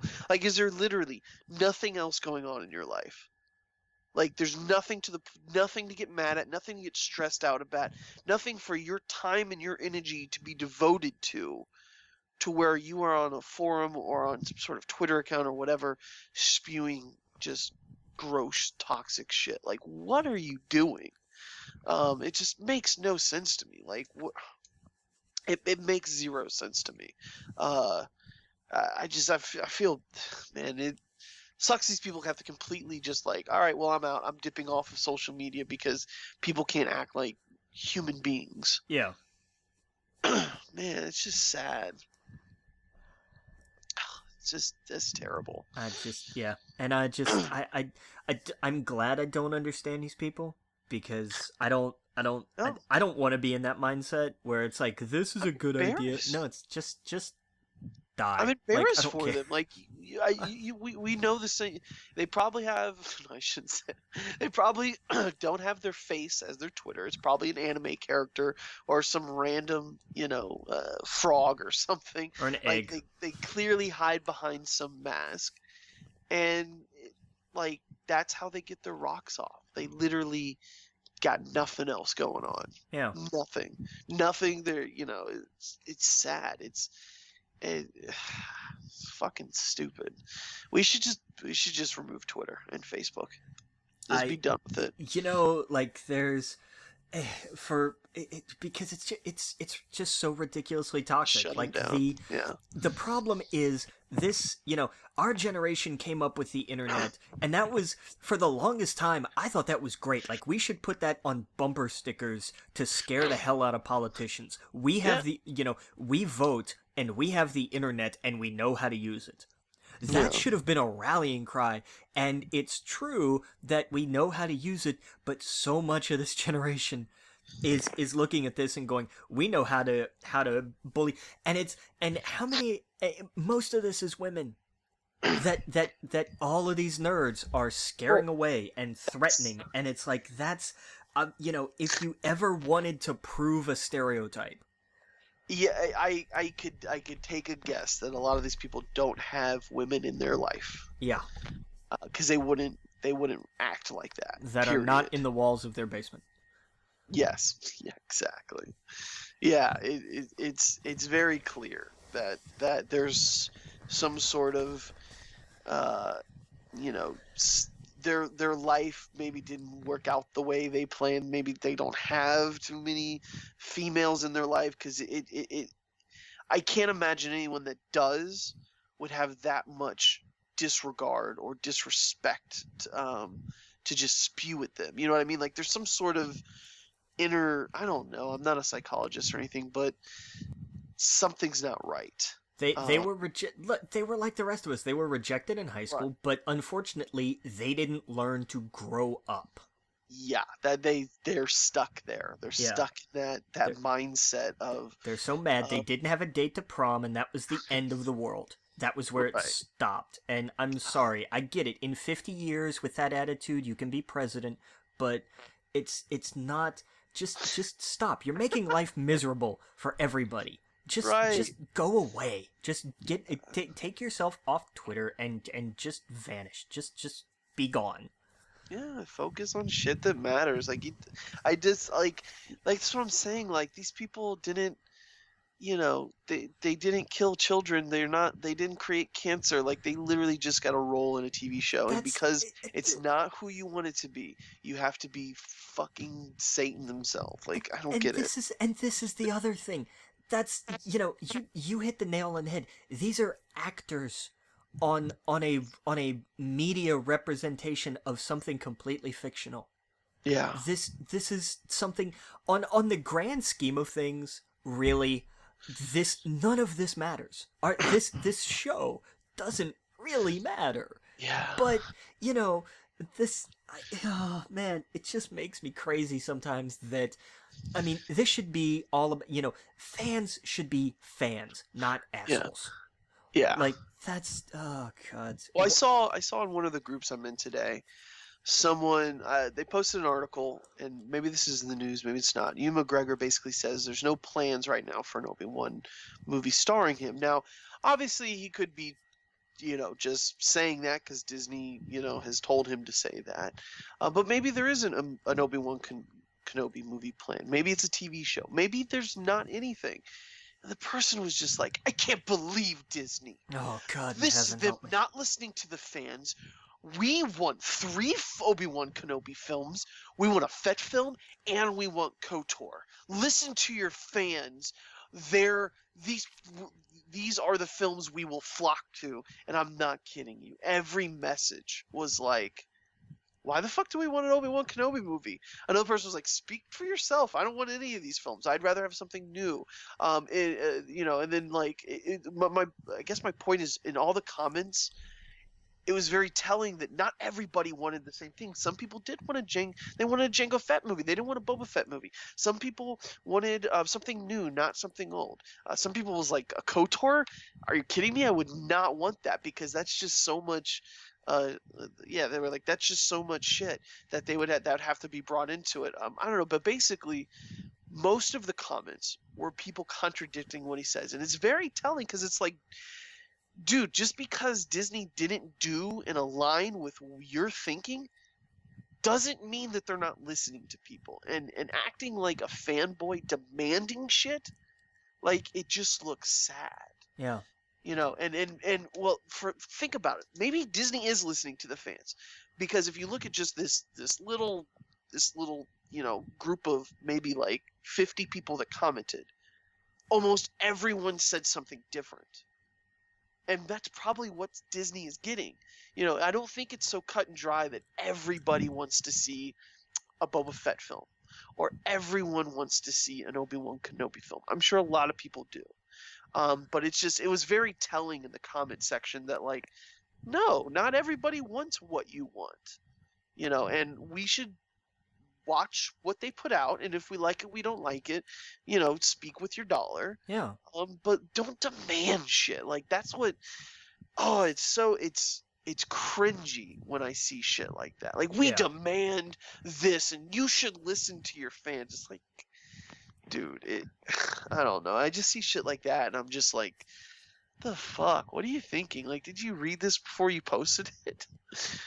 And probably saw nothing wrong with it. I would love, and this was something I thought of the other day. I would really love for something set in the Star Wars universe to visit a planet that doesn't have a name, but it just has a designation. Yeah. And I want the designation to be F4NBY5. Why is that? So that it looks like fanboys. And I want it to be a split society. I want it to be one society that said, hey, when we all came here, we saw what part of this land was really great, and we said, we're going to build this up and do something with it, and here's the part of society that's always starting trouble, and they're awful, and they're whiny, and they're terrible, and we hate them, but it's not legal to kill them. How do we fix this? Because they're ruining everything. That would be great. I want to say, like, that's something I would love to see. Like, I thought of that the other day, and I was like, that's, you can make an analogy like that, and doing it in something like like Favreau's Star Wars series or something, right, would just, I would die. I would laugh myself to death. It would be fantastic. That would be great. But, if they don't do that, then that's fine, because they have writers. And I'm just one dude on the internet, so it's not going to be the end of the world, It's just... Oh yeah, and that's the crazy. Like, imagine if Disney made a sci-fi movie where it was some adventure, a bunch of shit happened, they hopped from planet to planet, and there's no mention of Star Wars. There's no mention of anything Star Wars related, but at the very end, it ties it into the universe. Yeah. Like, that would be fucking nuts. That would be crazy. That would be crazy if they were just like, we got this new adventure movie that's coming out, and it's like nothing looks like Star Wars. It's completely different. It's lower. And then at the end, suddenly, there's a Wookiee or something. I would love that. Or you can just something lower. Yeah, something lower budget, so it's not a big gamble or anything, or like it's a story. Everybody looks at it, and then at the end, they're like, well, I guess we have to head back to Dantooine. And then, or you could have it, because there's the unknown region of Star Wars, the outer whatever. Yeah. And have it just be so visually different. Like, maybe have it like Alien. Like the movie Alien or whatever. Yep. Like, that whole universe just looks so different. Have it like that. And then they come across a ship at the end, and they're like, oh, that's from to them it would be the unknown region. And it's, it looks like a familiar Star Wars ship. I don't know, something like that I think would be wild and fucking crazy and cool. And see, that idea of what me and what you think would be cool, some other people might be they would hate that shit. So, like, the fans the fans aren't always right. Yeah.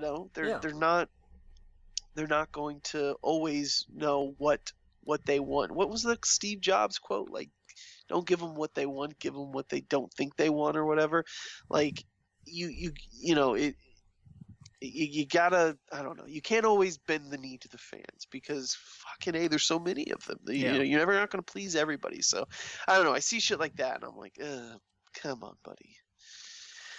But anyway, where were we at? I'm so sorry. We were talking about Ruby Rose and Batwoman. So Yeah. I love that. I hope she stays with it. I hope she sticks with it, and she's in the crossover, and she's getting her own show, right? Yeah, it's gonna lead to a Batwoman series, and Awesome. I'm excited because again, it's Yeah. something different. Like we, Oh, yeah. and I saw articles of like they're talking about everything in Batman except Batman. Why? Probably because Warner Brothers has come down and said Batman is movies only. I think Fox owns the TV rights to Batman as well, so that has a lot to do with it. That may be true too. Oh man. Oh, I had a thought. How weird would it be if Disney owns the TV rights to DC properties? Well, I mean, they technically would with Gotham. Yeah, man, that would be insane. Yeah, they're like, hey, watch Batman on TV, watch Spider-Man in theaters. right. Oh, Oh yeah, that's funny. Oh, Yeah. that's wild. Yep. Well, that's the crazy thing is Disney owns the rights to Disney characters for television. They haven't done anything live action yet. Yeah. Well, I guess they did. They did Agents of S.H.I.E.L.D., but they own the rights to Spider-Man. Like, they own the right to the X-Men. They could put these things on TV already, and they haven't, which is crazy. Well, I mean, they're with everything else they're looking at, and look at how well some of their TV stuff has gone. Let's not talk about the Inhumans. Right. I mean, yeah, that's true. They're a safer bet in theaters, and the production budget, like you're gonna see less of a it's gonna be less of a loss at the theater than it will be on TV. Because if you spend a lot of money on TV, you may not see a lot of that money back. If something bombs in the theaters, you lose a handful of million, everybody's sad. You bomb on TV with something that has a big budget, like I imagine Inhumans might have had, Yeah. then you're going to be out a lot more than that. Yeah. And that's a problem. So it's a much bigger gamble, I think, on TV because what's the alternative? You make something on a lower budget, but you still try to have the same scope and scale and ideas, and then it looks terrible. So, it's less of a gamble on on the big screen. But I mean, that's at least my way of thinking of it. Yeah. I agree. But I'll tell you what's going to be great though once this deal is done is that Disney will own the rights to the original releases for Star Wars. Yep. Yeah. That's why, and then we're finally, that's something that I think a large chunk of the fandom will be excited about would be the idea of a collection that will finally have the unaltered trilogy on it. Yeah, exactly. Yeah. I think how could you not be a fan of that coming out? To me, I mean, I'm not as big of a purist as a lot of those OG fans are, I didn't see them in theater in 1970. I 77. I saw, them on VHS, and then I saw we all went to the theater and saw the special edition. So to me, it's not that big of a deal, but yes, I can imagine a lot of OG fans, a lot of people that are upset. That would be some like, here you go, this is something for you. Well, and plus, the cynic of me is looking at this and going, and it's a way for Disney to make a hell of a lot more money. Yeah, of course. Yeah, release those. Hey, remember when we gave you all 6 films on Blu-ray a couple of years ago, and it was like $100 and something? Do this again, but with the original, like unaltered versions now. Oh yeah, absolutely. And people will buy it, and some people will complain, and some people won't care. But that's business. Yep. That's the one thing I'm kind of upset right now about selling my PlayStation is I can't watch Star Wars. I can watch the newer movies, but my Blu-rays, I don't have another Blu-ray player. Really? Yeah. That's unfortunate. Yep. But I'll have it back in a few weeks. Bummer. Um, but or I could find alternatives. I guess I do own the movies. No, I'm just kidding. But yeah, we got a Rugrats movie coming out. Yeah, man. They're Or well. I mean, show. the first thing is that Nickelodeon has said they're doing another. They say they're relaunching it. I don't know what that means. And they're doing a 26 episode series. So okay, fine, whatever.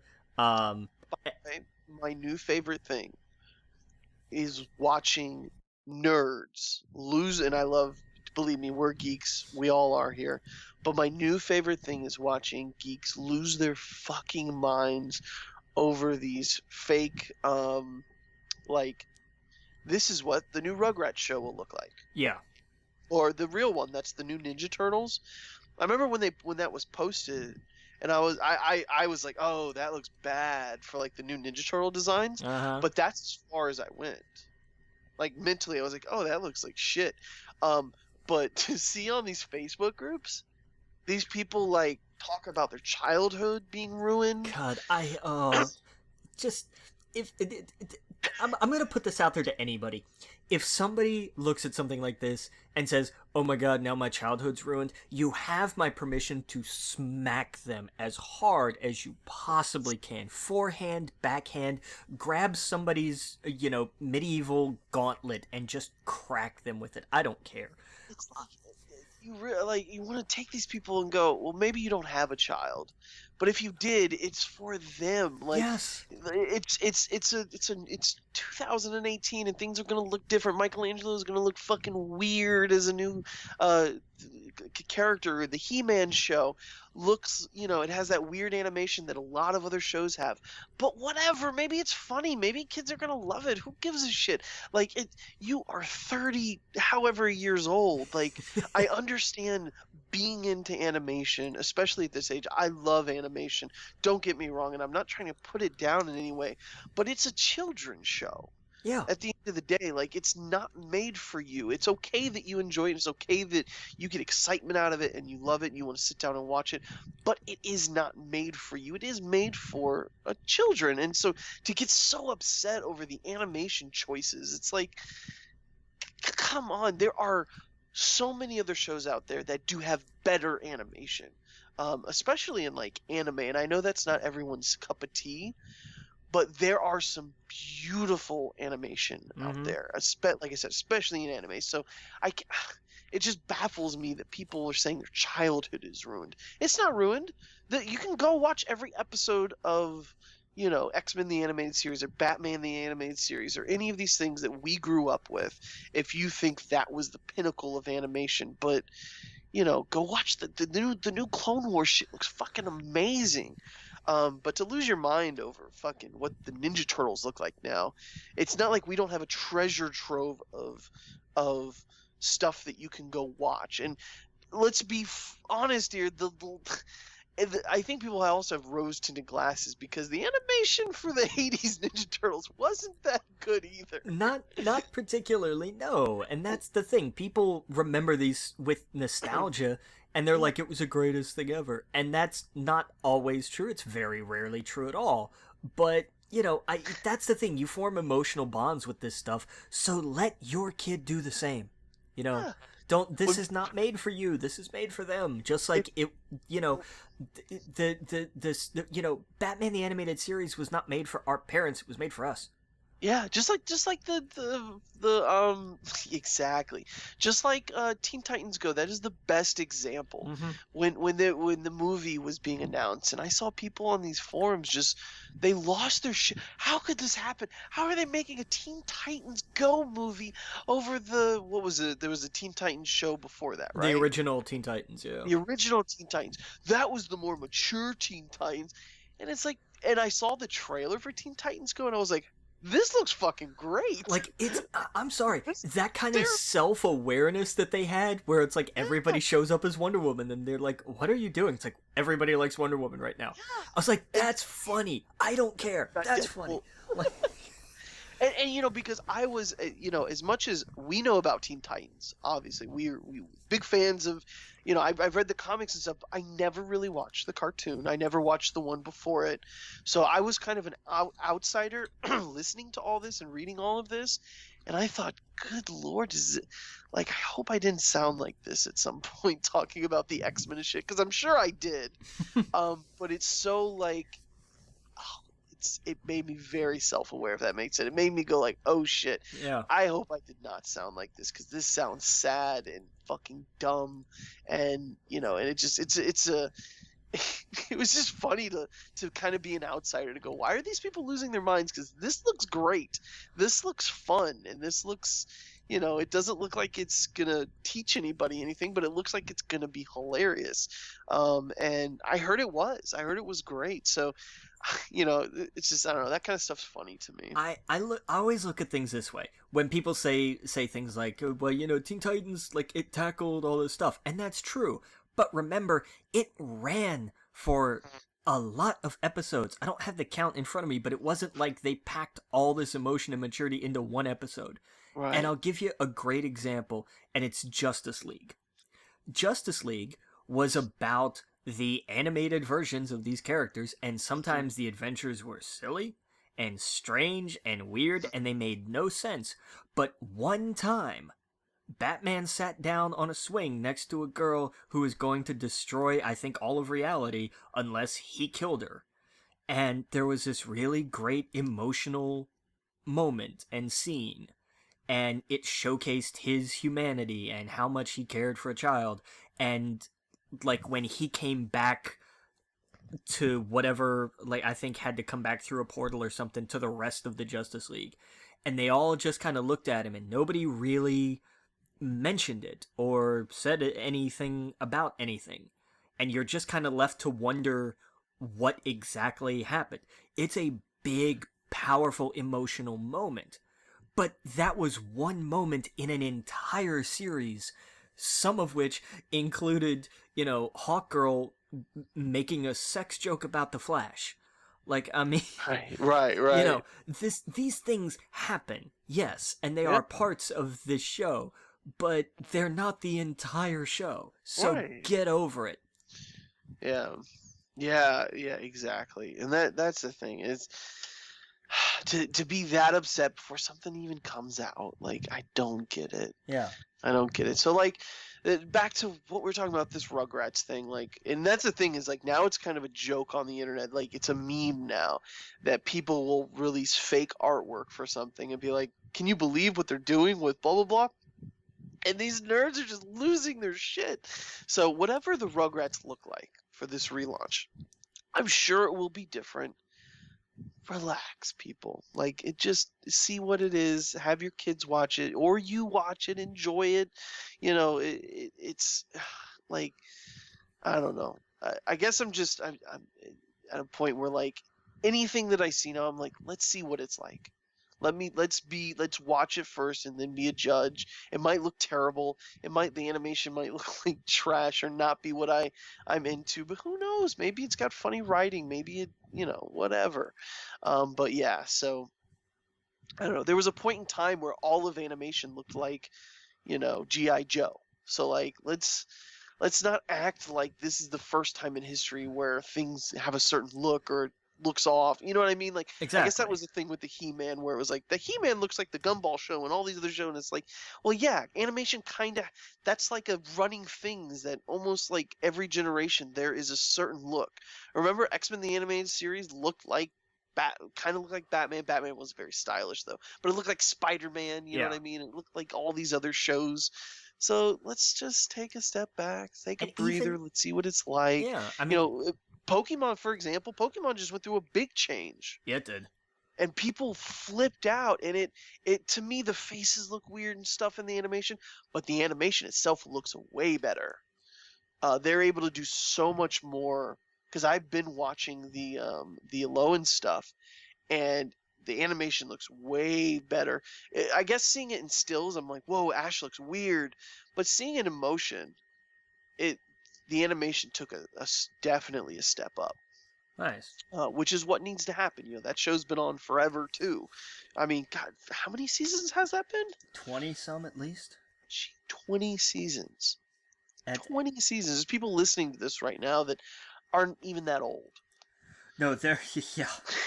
Pokemon's just always been a thing to them. Yeah. That's crazy. I'm trying to find. Yeah, I'll pull that up. 20 years. 20 years. I mean, at least. Like, good fucking Lord, that's insane. It's craziness. I know, right? I've got to find. Yeah, I want to see where it's actually. Where are we called Pokemon? I don't know. I'll find it here in a minute. Because the more I start talking, the more I'm gonna find Yeah, so I mean, the animation was bound to change. It had to happen. People lost it, but it makes sense once you see it. You'll be like, okay, it looks different, but it's something you get used to, I guess. The movie stuff looks really cool, I think. Especially the new movie or whatever. I was like, oh, that animation looks really dope. Yeah. Wow, damn, I called it 20 years. Yeah, 20 years. Holy shit. That's crazy, man. That's crazy. Nice. We're getting closer to Go. I'm so excited for Go. Did you hear what's going to be in Go? No. We haven't gotten to it yet. I don't think it's on the list, but Mega Evolutions they're going to put in Go. And I think I had seen something about that, yeah. Yes, they just, what do you call it, where you have to put in for a name so it's legally yours or whatever. What do you call it when a company... Trademark? They trademarked a bunch of names. Let me see if I can pull up the article real fast while we're doing it. Are you getting Pokemon Go? The Let's Go Pikachu, Let's Go Eevee? I don't have a Switch. You don't have a Switch? Are you going to get a Switch? I don't know. I'm trying. I gotta pay my electric bill first. There you go. Well, of course, yeah. That's. I want one. I will have one at some point. Because God, the more every time it's and this came out for Switch, and this came out for Switch, and this came out for Switch, and then there's this coming out for Switch, and I just it makes me crazy. It's the perfect machine right now. It's so good. Let me see if I can get the man. I can't find a list of the trademarks. Hold on. Let me give me. Hold on. Talk about something real fast. I'm trying to find the Pokemon trademark. Pokemon Go. Let's Go Pikachu. Let's see here. Okay. Let me. Okay. Here we go. 15 Kanto Pokemon's re-trademark. So they only did this last time when there was Mega Evolutions. Okay. So that's what people think this is. And it wasn't officially announced that Mega Evolutions will be in this game. So that was officially announced. The trademarks were just like, hey, we discovered this, we're just trademarked. So the Pokemon re-trademarked in Japan are Golem, Machamp, which would be crazy. Yeah.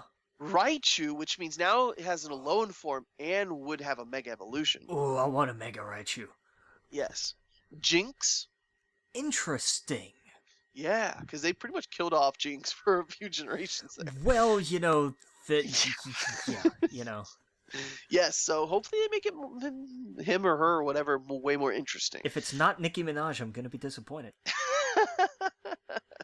Starmie. Interesting. Yep. Hitmonlee.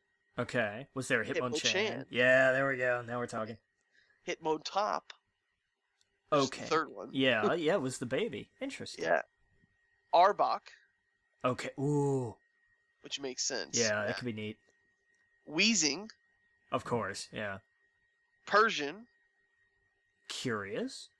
Which is the Team Rocket Pokemon. So now well, the evolved, the evolved Meowth, yeah. Yes, yeah. Vaporeon, Jolteon, Flareon. Sure, the three OG Eevee evolutions. Yeah, and Dragonite. Oh, I like the. Oh man, a Mega Dragonite would just wreck everything. Yes. So go, man! I can't wait for this game to come out. Oh man, it's gonna be really good. I want to see them. Damn. Oh yeah. And over the weekend they had Pokemon Community Day. So on Saturday from 2 to 5 and on Sunday from 2 to 5, it was nothing but Eevees, and I caught a whole bunch. of what do you call it? Shiny Eevees. Oh, So nice. yeah, so I want to evolve them to Vaporeon, Jolteon, Flareon, and get all of their shiny forms. Man, that game is just Pokemon Go is so good right now, dude.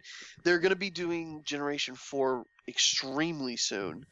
Um, there's just hints all over the place. But they also talked about introducing PvP this year, which is going to be really cool.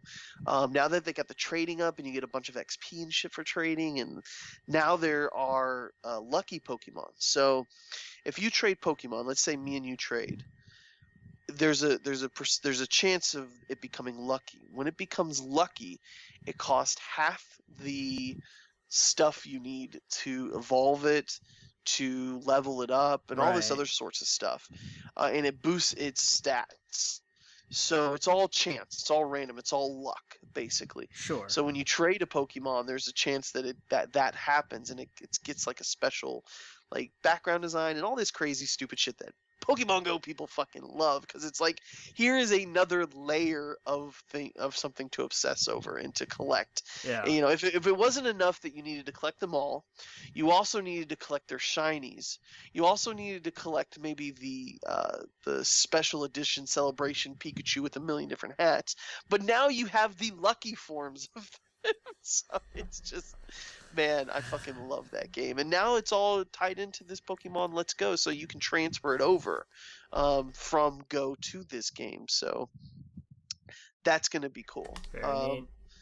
Yeah, I'm excited. So sorry for derailing us yet again. Where No, were we? no, like that's all very, very cool. Yeah. Oh yeah.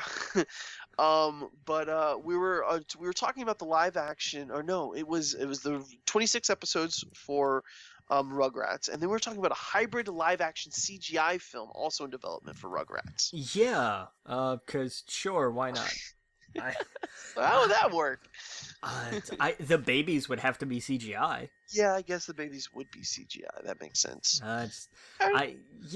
Whatever. Yeah, I was at this girl's house where her kids were watching the Rugrats movie, and I've never seen it before. Oh, you've never seen the first one? I've never seen it. It opened up with them like in the jungle, and I was like, oh, this is different than I thought it would be. And then it was like, oh, they're imagining stuff, and it opened up with like the original credits, and I was like, oh shit, I remember this. Yeah. Yeah. Yeah, they said the same thing you did. They're like, you haven't seen this before? It's one of their favorite movies. Yeah. I was like, oh, this is great. It's it was fun, it was just a thing. And that was when Nickelodeon did stuff like that. They were like, we just made an extra large episode and we're going to make it a movie. Yeah. That's what it felt like. It felt like a really big episode. Yeah. But it was cool. We got a new Iron Fist season. Everyone wanted a new Iron Fist. Season 2, September 7th release date. Steel Serpent and who? Typhoid Mary? Typhoid Mary. Typhoid Mary to be villains. Never heard of these people. I am not steeped well enough in Iron Fist lore to know anything about this. Me either. And I'm not excited. I still haven't watched the new Luke Cage season because I can't get excited. I can't get excited either. I started watching episode 2 and I was like, nope, I'm gonna go back to Murder Mysteries. Cause I just couldn't get excited for it.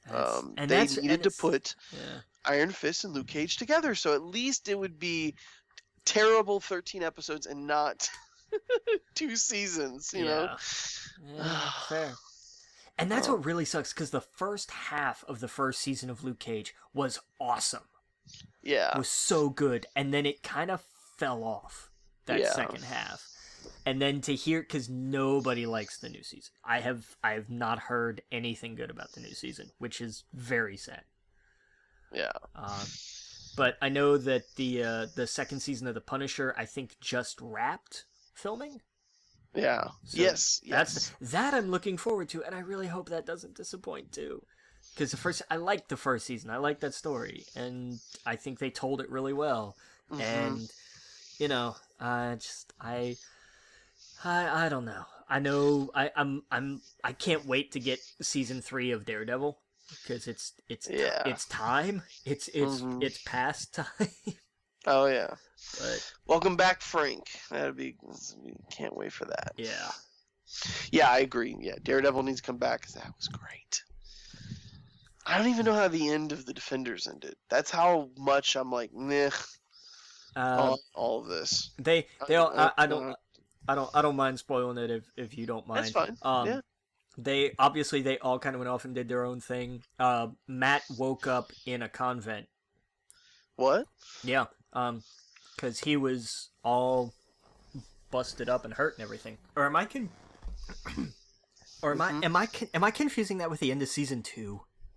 Or am I? Or I is don't that know. the end Maybe of... I didn't see the end of season 2. I don't remember. I thought it was the end of the Defenders, where like Matt wakes up because like he's been beat up and all that crap, and like he wakes up in a convent. I think it's the end of the Defenders. It's gotta be because I don't remember that at the end of Daredevil season 2. Yeah, so it's gotta be yeah, that would make sense because Defenders happened after season 2. So yeah, it was the end of the Defenders. But yeah, it's a convent. So and that's that's hinting at his mom. So his mom? Yeah. Well, what about his mom? She's in a convent. I didn't know that. Yeah, that's where he gets his Catholicism from. So that's gonna be and there's a whole bunch of story there. That's gonna it's gonna make for an interesting season. I'm excited. Okay. Yeah. Okay. But I see his mom's cast for season 3. Yeah. But okay. But in the meantime, we get season 2 of Iron Fist because season 1 went over so well. Oh my god. Well, I hope maybe they learned their lessons and they were like, let's make it way more kung fu and stuff like that. I want to give it a shot because I want it to be good. I always want to root for things, but I'm not, not really hopeful. Right. Yep. Okay, so we got some Doctor Who trailer for the season 11 was released. Tell me about it. I liked it. I mean, it was your standard, Doctor Who trailer of just here's the Doctor and here's shots of the companions and here are some set pieces and there's action and and so watch this. Yeah. Oh, okay. But these are they're good about like these are just hype reels. That's all they really ever are, unless they're for like a specific episode. Mm-hmm. Like if they're like, and this is about the Christmas special or whatever, then it gets very into, here are some details and here are some things. But usually it's just like, and here's an overview of things to come. So. Oh, okay. Awesome. Dope. We got Chilling Adventures of Sabrina, October 26th. Release date was announced. Yeah, we talked about that. I forgot to put them together up there. Okay. And Shonda Rhimes, tell me about that. Yeah, Netflix announced, because remember, she signed a big deal with them, and everybody was like, oh my god, it's the death of ABC, and they went, no, I'm pretty sure we'll be fine. Because ABC's a big network and part of a very big company, so they're going to be okay. Right. But she's working on a whole bunch of stuff with Netflix. And it's some that's based on some things and some that's not. Just a quick breakdown. She's working on a comedy that's called Sunshine Scouts. She's working on a documentary called Hot Chocolate Nutcracker. She's working on a drama called Pico and Sepulveda. I didn't read a lot into the details behind some of these because I was kind of just captivated by the titles. I was like, Hot Chocolate Nutcracker is a really great title for something. It really is. Like, that draws you in. There's a British drama she's involved with. It's some untitled Bridgerton project. Okay. She's doing a documentary called The Residents. She's doing a series called The Warmth of Other Suns. And there's another documentary called Reset, My Fight for Inclusion and Lasting Change. And that was... The Warmth of Other Suns sounds like a porno. Yeah, if it was spelled with an O, yeah. Yeah. Sorry, to throw that out. You're not wrong. Like, sorry. But Reset, that seems cool. Yeah, that's based on somebody's memoir, and I can't remember off the top of my head. I'm sorry about that, but I don't know. Like, it's an interesting slate, and this came in the same week, or like there was I think the same week that they announced like, and here's all the stuff we're doing with Mark Miller. So they were it was kind of their way of coming out and saying, look, we get it. We signed these big names. They're big for very different reasons. And we said, they're working on a whole slate of projects with us. It's time to talk about what these projects are going to be. Okay. And I for one was very glad, because I think that Netflix is just completely bereft of any content at all, especially original content. They're not making nearly enough, really. Right. Because, I mean, it's not like they're doing... It's all murder docs, which is great for me, but it sucks for everyone else. I know, and I think they should push themselves. I think they should be doing, 1,000 different pieces of original... Oh, wait, what's that? I'm getting something in my ear. They are. Okay. Oh, my God. Yeah. Well, I mean, but, There's so much crap fair, on Netflix. The stuff they've done, a lot of people don't watch. Well, because it's... I've talked about Altered Carbon, but people don't watch it. It's good. I keep, it's in my list. I just am not, There you go. it's dark and sci-fi, and I just, by the time I go to look for something to watch, I'm like, I will watch reruns of 8 out of 10 Cats Does Countdown over on YouTube, because I'm just not in the mindset for something like that. It can be fantastic, and I have no doubt that it is. I'm just not. It's just not what I'm looking for right now. Did you see who got casted for season 2? I did, but remind me, because I can't remember. What's his name? You're gonna drop that on me and not know it? Come on, man. What's his name? I don't know. Who did he play in something else? Maybe I can help you. Hold on a second. Altered Carbon season 2. Who got cast? It was. Oh, that's right. It was Anthony Mackie. I did see that. That's it. Yes. I did see that. Yes. Yeah. Couldn't think of his name. I think it's really great that Papa Doc from 8 Mile is getting work. But that's what's so great about that show, is literally can be anybody, because it's a carbon. It's just a body. It's a husk. Yeah. So I don't know. I mean, in full transparency, I didn't see the whole thing either. I've only seen a few episodes, and it's fucking good. Huh? But that's the thing. I watched oh man, what was the other one that I saw with the? Oh God, my mind's going blank now. Man, it's too late. It is way too late. With the one with Genghis Khan. Marco Polo.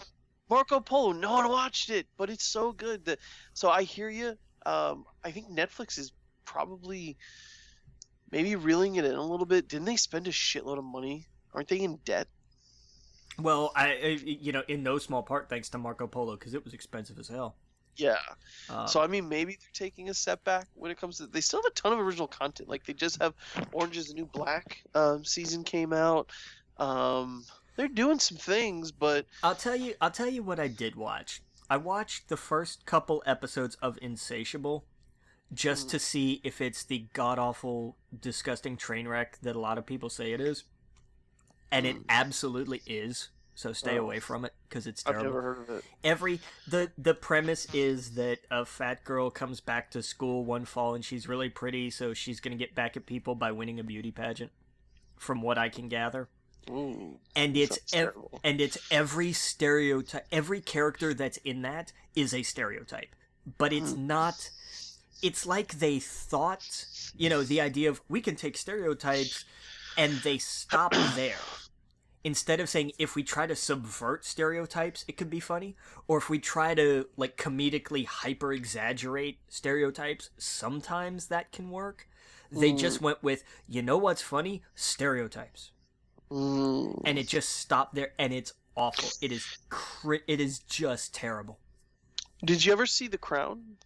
I didn't, but I heard it was really good too. The Crown is really good. That's another one you should check out. Yeah. There's so much drama. And I'm not in a drama place. The 2 jobs I work at give me more than enough drama. I hear you. Did you ever see Dear White People? No, but that was one that I heard was fantastic. I heard it was good too. I haven't seen that. I'm trying to think of other. I really love how this has turned into a list of here's something that everybody says is awesome on Netflix that we haven't watched. Yeah. Hemlock Grove is another one I've not seen, but I heard good things about. Yeah. And the list goes on and on. One thing that I do love watching, though, I love that Netflix has become kind of the new home of stand-up comedy. Yes. I love that, and I especially love that they are really invested in like British stand-up comedy.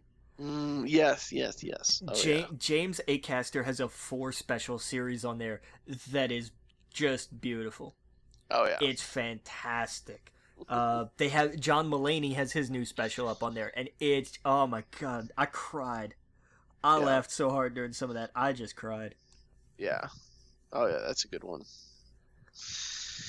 Yeah, man. What about Glow? Did you ever see Glow? I saw some of Glow, and then I just didn't go back to it. But yeah, that's not. Has season 2 come out yet, or is it about to come out, or something?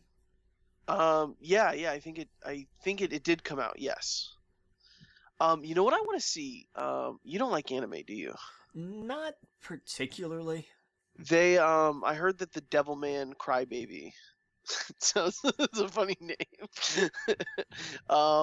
It sounds like an internet commenter, but Devilman Crybaby apparently is super good, and it's on Netflix. Okay. Yeah. There's also the speaking of news, Simon Belcast, what's his name? Simon.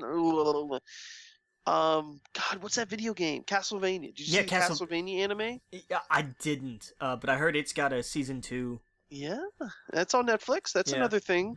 That's not drama. That's like there you go. That you could watch that. Well, and because it's only a handful of episodes too. Yeah, it's only a handful of episodes. I might actually watch that after the show because I'm in kind of the mood for that.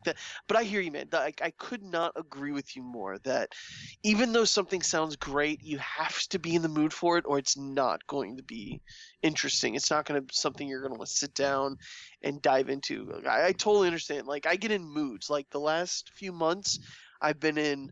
I want to see serial dramas that have to do with real life murders and stuff like that. But I guarantee you, next month it will be completely different. Sure. Yeah. Yeah. No, it happens. I will be like, I need fantasy, or I need to watch Warcraft stuff, or it's whatever. Like something will just scratch an itch that's totally random.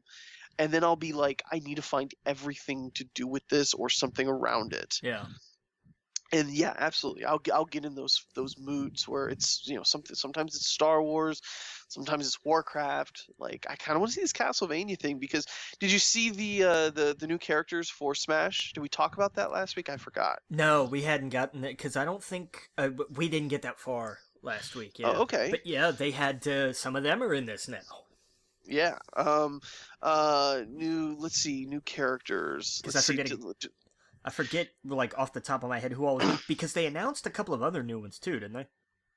They did, yes. Let me get the list here real fast of the newer ones. Okay, come on. Why isn't it? Why, oh my goodness. Here we go. Everything, yeah. I just want a list of the new characters, damn it. Hold on a second.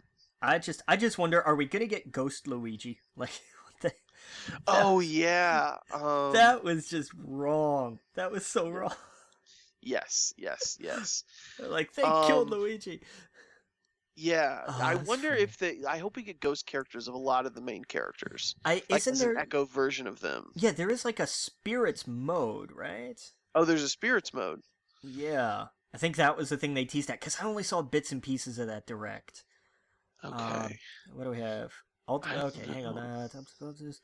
Simon Belmont and Richter from Castlevania. King K. Rool from Donkey Kong Country, which I thought was awesome.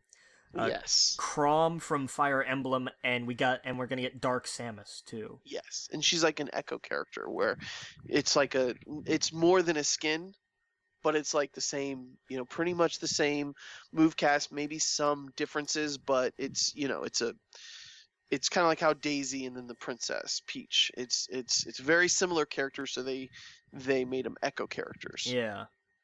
But yeah. What do you think of the odds are towards the end? They announce Goku. They won't.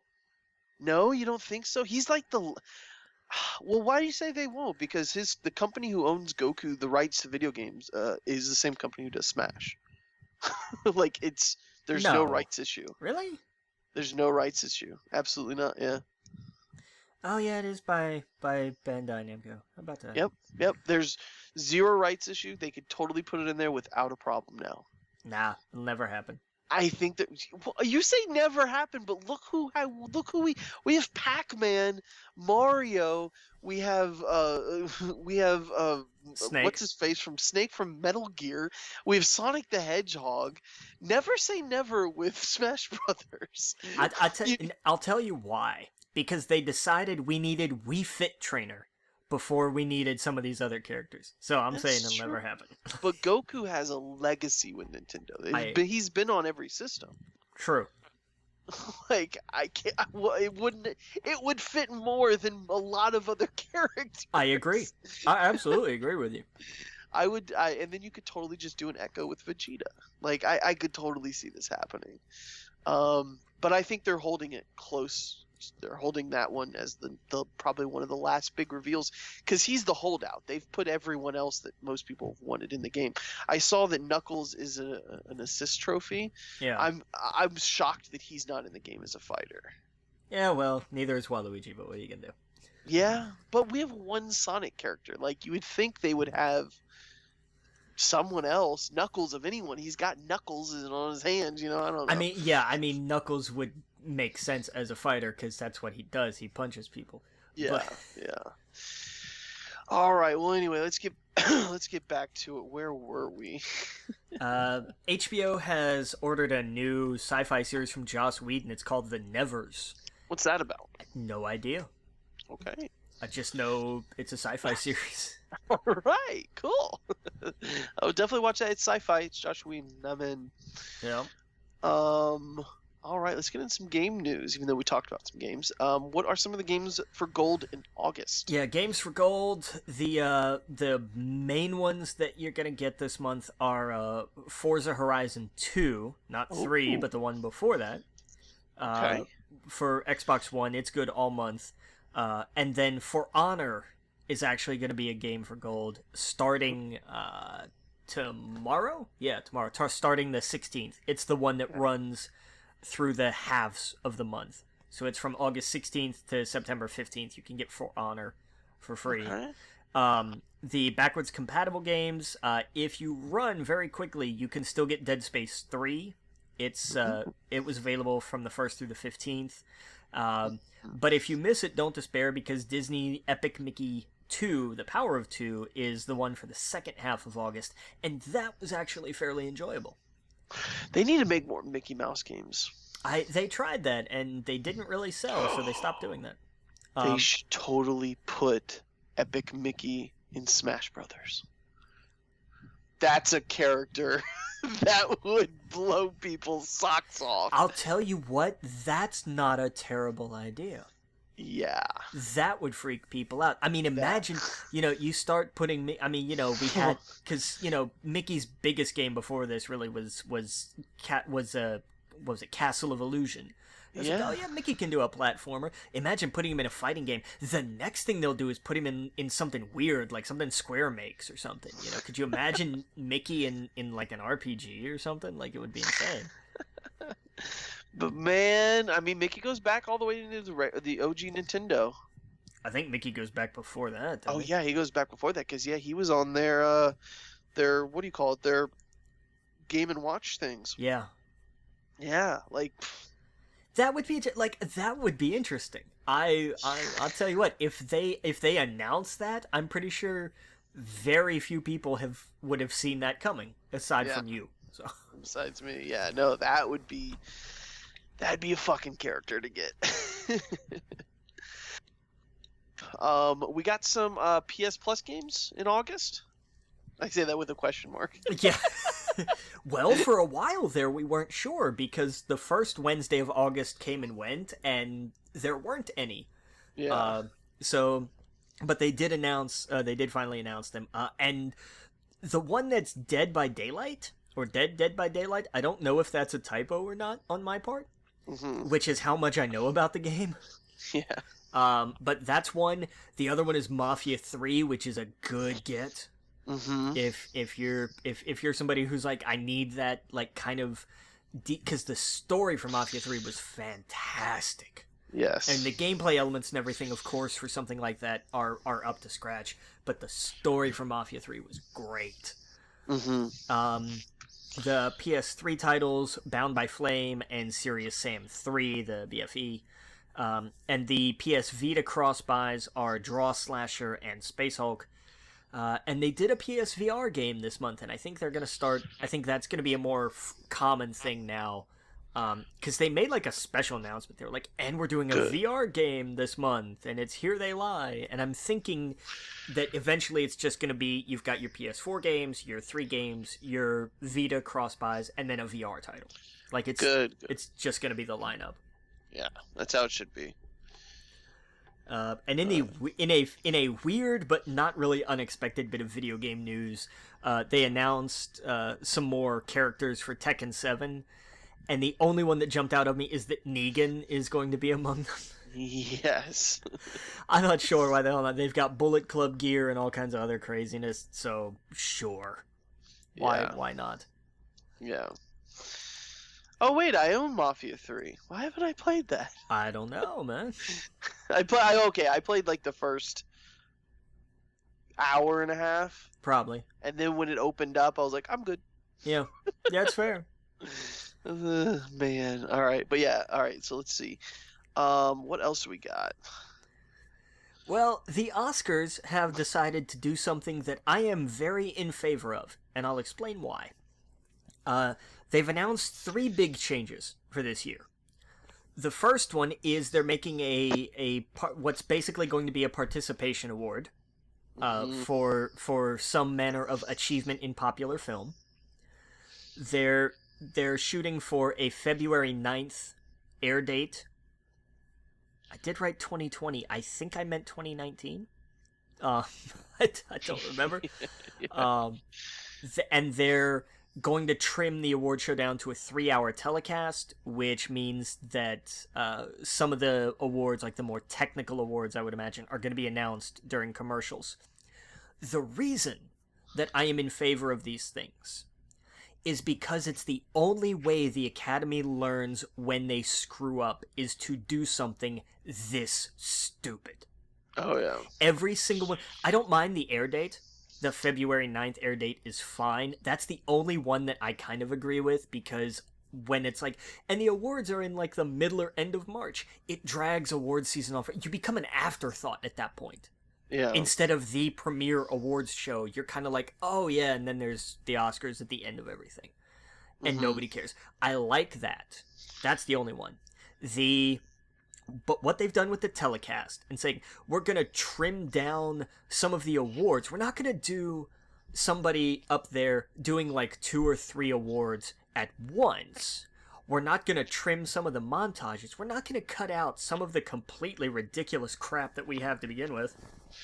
And we're not going to trim down, the category of best song down to a medley instead of having all of them performed completely with a whole production, which is not cheap, by the way, during the show. No, we're going to have all of that. We're just going to give away probably like makeup and costume and all of the editing and design awards during the commercials and come back and say, oh, by the way, Bumblebee won for best VFX. Which is something we don't need to see, I grant you, but still. My favorite, though. My favorite is and we're going to create an award for popular film achievement. Whatever that title is going to be called. This is the icing on the elitist asshole cake. Yep. This is what they've done because the Return of the King was pretty much the last big popular movie to win at the Oscars, and it won everything. And then very shortly thereafter, we started the kind of indie film renaissance. And I grant you, these are good movies, but, we're not going to see Black Panther nominated for a lot, even though it was a great movie and a crap load of people went to see it. It's not going to get nominated for much. And it's Yep. and this is their way of settling that and saying, well, we've got popular film over here, but the real movies are still going to be over here. And that's the only way they're going to learn that this is stupid, is to actually do it and have it blow up in their faces. Yeah. So I just, these, they have one halfway decent idea, moving up the telecast date. But everything else that they're doing sucks. Yep. And you can't convince them of that until they do it and everything comes in and they see, oh, these things that we did, absolutely everybody on the planet hates. Yeah. So, anyway, that's gonna be that. No, I agree. Yeah, it's just gonna be the Marvel category. Is kind of what they put it as. I mean, yeah, pretty much. And sorry, but you like Thor Ragnarok? Okay, we'll put that there. Pretty much. Oh, you like this new Star Wars movie? We'll put that there. Yeah, maybe make movies that people want to see. Yeah. And I get it. Not everybody's going to want to see every film. Well, I also think the Academy has a problem with choosing movies that no one see. Yes. Like it's getting pretty old that they are so out of touch with audiences that they can't even, whenever The Dark Knight did not, wasn't nominated for Best Picture. Yeah. Like what other comic book movie would be? Like that is as close I think as it's going to get for a while. Until they wake up, because obviously not everyone, and Ant-Man doesn't need to be on it. A lot of these don't need to be nominated for it because it's nowhere close to it. But when it does get close and it's like, hey, look, that should be in the running, they go for a movie that it went to a handful of theaters and it was about some fucked up shit. So of course that's got to be in the running. I don't know it. I don't know how that. And it all started. Yeah, and it all started with Crash. Yeah. That was the year that it happened, because first of all, that movie sucked. So the fact that it won Best Picture was just beyond me. But it was like, oh, but it's about this really deep and emotional. And I went, oh god, here we go. And that's what it's been ever since. And I'm not. There have been movies that, Moonlight is a tremendous movie. It is a great movie, but was it the absolute actual best movie to come out that year? I don't think so. Right. I mean, and I don't care about crowd, whatever, but I'm just a little tired of the idea that there are two sets of movies. They're basically splitting this into, and this is the way that I like looking at it. There are movies, which are for the common people, and then there is film. Right, exactly. That's the way that they present this. It's like and that's the thing, like all the visual effects stuff are the movie categories. That's why those are the ones that are going to be cut. Yes, absolutely. In the telecast. Those are going to be the ones that are going to be cut and put in commercial and put on YouTube. Yep. Costume, makeup, video. Definitely the two audio categories. Definitely visual effects. Probably video, probably editing. They're gonna cut like 6 or 7 awards because they're gonna be the technical or the ones that when you bring the people up, nobody knows who they are. Right. Documentary, foreign film. Yeah, documentary might be cut. Foreign film, I don't know, just because they want that wider market appeal. I guess. The short form films will. Like short form documentary, best live action short, best animated short, best documentary short. Those Kobe Bryant. That's great. It's fantastic. So yeah, but it's gonna suck and it's gonna be awful, and because the Academy has such a horrible track record of these things. I mean, oh my god, the year after, what was this, like 2 years ago? When everybody was starting to get really mad at the fact that, look at all of these dudes standing around here everywhere. And Right. then what do? They bring out Sofia Vergara to literally just stand there and like on that rotating platform. You remember that? Mm-hmm. Yep. As the Academy president talked about how great the Academy was, and I was like, wow, just how tone deaf can you be? Yep. But Yep. that's the Academy. That's what it takes. And so everybody came out and was like, this was just horrendous. Oh And they yeah. went, oh, okay, yeah, we probably need to do something a little different. But that's what it takes. That's the kind of men. They have to hit the bottom before they bounce. I'm like, can't somebody just kick them in the ass so they bounce up higher and we don't get down this far? Nope, can't do that. No, I agree. Oh yeah. It's almost as bad as Movie Pass. Well, let's talk about. We're kind of running short on time, so let's let's talk about what's going on with Movie Pass because dude, it changes day to day. It does. It really does. Because they were gonna do a thing where it's like, hey, we're gonna put we're gonna have like blackout dates, and you're gonna be paying $15 a month. And then they decided, well, no, we're not gonna make it $15 a month, but we're still gonna have blackout dates, and you can only see 3 movies a month. How have they not been sued yet? Because this is just getting fucking ridiculous. Well, here's the fun thing: they have started uncanceling people's accounts. And if that's not grounds for termination, if that's not grounds for not termination, litigation, if that's not a lawsuit looking for a place to happen. To cancel your cancellation. Yeah. So you're resubbed and charged. Yeah. They're going down. Yeah. There's can't. no way they're not getting sued at this No, point. and because I canceled mine like a week or so ago, and it does say that it runs to the end of the billing period, and then it will be over. Now, the end of my billing period is in like a week and a half. So, 2 shows from now, ask me if I still have a Movie Pass subscription, because if I do, it's going to be because they decided I do. Wow. Oh yeah. So we're gonna see what happens. But no, they're done. They're dead. Yeah, I have It's the years. It comes up in what is it, November or something. So it was a good run. So whatever. Yeah, I'm definitely getting the AMC probably around November or so, whenever the movies start coming back out.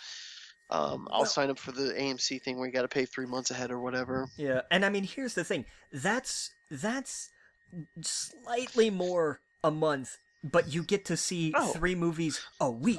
Oh yeah, 3 movies a week, and it goes towards your points, and you get cheap popcorn, and yeah, it's better all around for me, 100%. Yeah, that I mean, I'm looking forward to the AMC one. It's just I'm gonna do it right around the time when like some movies come out that I'm really gonna enjoy. Well, because Venom is October. Oh well, then maybe I'll just start it in October then. Yeah, if Venom's in October, that's when I'll start it. So there you go. Yeah. Yep. All right. What else do we got? AMC, the network, not the movie chain, has concluded their investigation, whatever all that entailed, and decided that Chris Hardwick should return to work.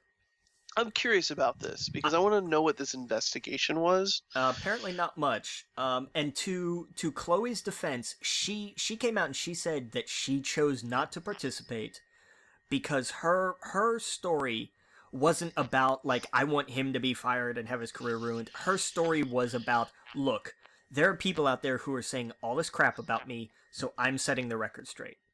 And then let the chips, and that's it. And she was done. And to her credit, she stuck by that. She said, I've said what I need to say. I stand by it. I have proof to support it in case there's a lawsuit. But I was not part of this investigation because what I have to say is out there. And that's the end of that. Yeah. Weren't there a lot of contradicting things to what she said? Apparently, I don't know, that's what I was reading, was that there was a lot of contradictory stuff. Yeah, that he said in response. No, like text messages and stuff that they showed. Like of her wanting to get back with him and a whole bunch of other stuff that was just really contradicting a lot of what she said. Because nobody in an abusive relationship has ever had trouble letting go. Well, yeah, but I mean, to do all of that, and it I don't know. To be involved in something like that screws with your head, man. It seems like a shitty relationship, but I don't know. I don't know. I wonder what kind of investigation they did. I want to know what what they would have found to be like, you know what, wow, maybe we jump to conclusions here and jump the gun, like James Gunn, for example, and maybe we need to step this one back because maybe it wasn't as black and white as she was pointing it out to be. I'm just curious about that. I want to know what they found they found to be like, maybe we fucked up. Yeah. Because I don't know. I don't know. Yeah, like I said, the only thing I've read some articles where it showed stuff contradicting what she was saying, but that's it. It wasn't any sort of like, she was saying she had evidence, but I guess only if it went to court. So didn't they already like hire what's her face from Community to do it? So like something must have happened. They brought Yvette Nicole Brown to sub in case he was going to stay gone. Did he already come back? Yeah, he came back for Talking Dead when it came back on. Yeah. Did Walking Dead come back already? I don't know. Maybe Fear is back. Oh, okay. I think. I'm wondering, did he already? He must have already made a statement on air. He did at the beginning of when he came back. That was basically just like, thank you all very much for this support. I'm very glad to be back. Fairly standard. And they're like, and he got really emotional. I'm like, yeah, I would have too if one of the female executive producers and a bunch of production assistants quit because I came back. Right. That was a fun thing. A bunch of the crew walked off. They were like, nope, we don't want to be part of this. Yeah, man, what a fucking shit show. Yeah. But I stand by that. All of this is alleged, and the proof is hers. Should that ever be a thing? But I look at this, and it does not, unfortunately, surprise me. I'm surprised that he got back. I didn't think he would get a show back. It makes me root for Frank Darabont just out of spite. I'm serious. Like, I looked at this and I thought, you know what? Bring him down, Frank. I don't care anymore. Like, I know that's an awful, terrible thing to think, but I don't know, man. Yeah. Man. I wonder what Fear the Walking Dead is like. Now, I've only seen the first few episodes of the first season. It's got the guy from Walking Dead in it now, too, right? Like his neighbor? Yeah, Morgan's in it, yeah. He's probably going to die soon. We can't die in Fear. Fear takes place before The Walking Dead. Oh, it does? Fear, or like at the very... Because Fear is like when everything started. So that's what he was doing? Yeah. Oh my god. That's kind of like his in-the-between times, yeah. Is he dead in The Walking Dead? I haven't watched since... No, he disappeared. He left. Okay. See, I thought that in The Walking Dead, he left, and this was him where he went to. No, this was before. Oh my god, are you kidding me? Yeah, Fear takes place early. Are you sure they didn't time jump in Fear? I don't know. I haven't watched it, but I'm pretty sure. Man, because the whole time watching the trailers, I'm like, oh, this is where he went to when he said he had to go on a journey or whatever. They would have had to have taken a hell of a time jump, because the first season of Fear is literally the beginning of the outbreak. Right. So that would have been a long time jump. You're right. Well, The Walking Dead is taking a time jump in the show now because, like, what's-his-face is old as hell now. Yeah. And we all know this is going to be his last season. Yeah. Which is, fine, I guess. I haven't watched it since the premiere of the season before last. Oh, gee. Like, I bet it's a lot better watching it all in one time, all in one piece. I hope so, because I do want to watch it. Like, I mean, I have the same criticisms everybody has, but yeah. I'm still kind of invested enough to where I do want to go back at some point. I think you'll enjoy it all in one piece. There's a lot they could have cut. That's the thing, is like, agreed. It's a lot of moving pieces, and it's a lot of, we got to get back to this. I feel like Lost, when they're like, we got to get back to this side of the island, but we got to do a bunch of this stuff over here. It's like, come on already. How many times can we be at war with these people? It got to the point where I forgot where I left off, and I'm like, am I in a season where this already happened? Yeah. because I know that this was supposed to already happen. I've seen this part, and I don't know. Then I realized I was only a couple episodes shy of the season finale. Because I don't know what spoilers you know, but the last part I really I was like, all right, I'm done, because it was like I thought the mid-season finale was when someone important dies, and that's all I'll say. But no, it was a season finale, I think. What? No, it couldn't have been a season finale because there was more to it. Oh, well then I guess it was mid-season. Like, I saw that piece because you just couldn't escape it. So I was like, okay, and I'm sure this has it had enough heft because of the history that character has. Yes. But, it wasn't the season finale. I remember that clearly because I was like, that seems like a season finale thing, but there was no conclusion to the main story of the war they were talking about. Right. And reading the comic, I know the conclusion of that. And the opening of this new season is like, it was between the graphic novel chapters. It was like, that's the end of the war, and there's a huge time jump. There's like I don't know if it's like 10 years or 7 years or something crazy, but there's a big time jump, and the new season is right there. So we're actually getting to the point where I've read up to the comics. Right. Like, we're going to get to the point where there's a bunch that I didn't read that they're going to be on TV, and they're doing it way faster than I thought. And I think it makes sense because they know the show's popularity is going down. So they're like, all right, let's get going. Let's chop these seasons in half. Let's get way more action, and let's see maybe an end point at some point in the next few years. Well, because the comic is coming to an end too. The comic is coming to an end. I remember him saying that he wishes it never did, but it should. We're at the point in the show where there's just one maybe that's going to be the original, characters. Yeah. A lot of them weren't original, but they were pretty much because they were in the first season or second season. But yeah, like Maggie, for example, she wasn't original, but she was in the second season. Yeah. It's going to get to a point where it's a whole new cast. Yeah, pretty much. Yeah. Which is okay. Maybe that's they should just introduce aliens at this point. Just fucking go nuts. What a cliffhanger that would be if like they meet somebody and they realize that they're not human and they're not dead. It'd be like issue 50 all over again. Yeah, exactly. Yeah, I think it'd be crazy. But I don't know. So yeah, I want to get back into Walking Dead. I need to catch up, but we talked about it earlier in the show. You just gotta be in the mood. Yeah. Yeah. What else do we got here?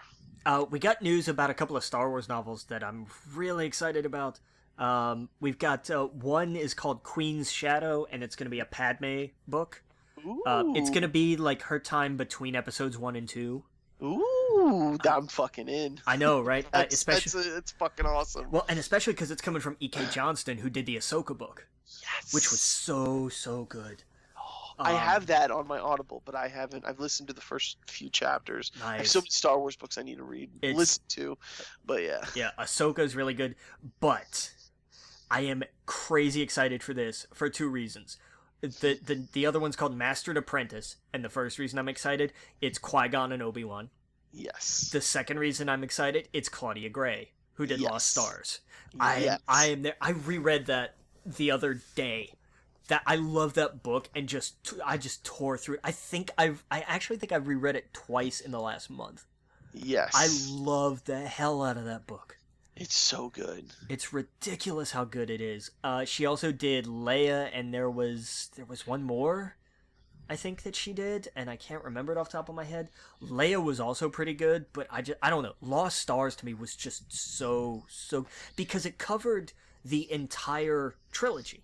Yes. Up to the Battle of Jakku. It was so fantastic, and the character progression was great, and the everything, it just hit all these right notes. Oh yeah. And it was so damn good. She had a couple chapters in the From a Certain Point of View. Yeah, I'll bet. Yeah. Yeah. But yeah, man, yeah, I completely agree. Lost Stars is my favorite of the new novels, and might be my all-time favorite Star Wars book. I'll tell you what else, because it's a close. Thrawn is a close second. Yes. because Yeah. Thrawn is very good. I am about a third of the way through Thrawn Alliances. Oh, okay. Yep. See, I have that one I've been listening to as well. It's I love it. It's really good. Oh yeah. Oh yeah. But man, an Obi-Wan and Kenobi and Qui-Gon Jinn book like that, yes, of course. That's so fucking Oh, that comes out in like March or something like that next year. Yeah. So yeah, I'm super fucking excited about that. Like both of those books. Cannot wait. But yeah, we don't really have time, and I haven't seen Ant-Man. I need to see it. God damn it! Have you still not seen Ant-Man and the Wasp? No, dude, I just don't have the time. And when I have the, I goofed up. I had the time Monday to go see it, but I can't tell if you can tell by my voice is I got sick Saturday, and then Ugh. Sunday felt like garbage, but I was still running around like a chicken with my head cut off because I had timeline to do stuff. And then Monday I went to the doctor and did a bunch of other stuff.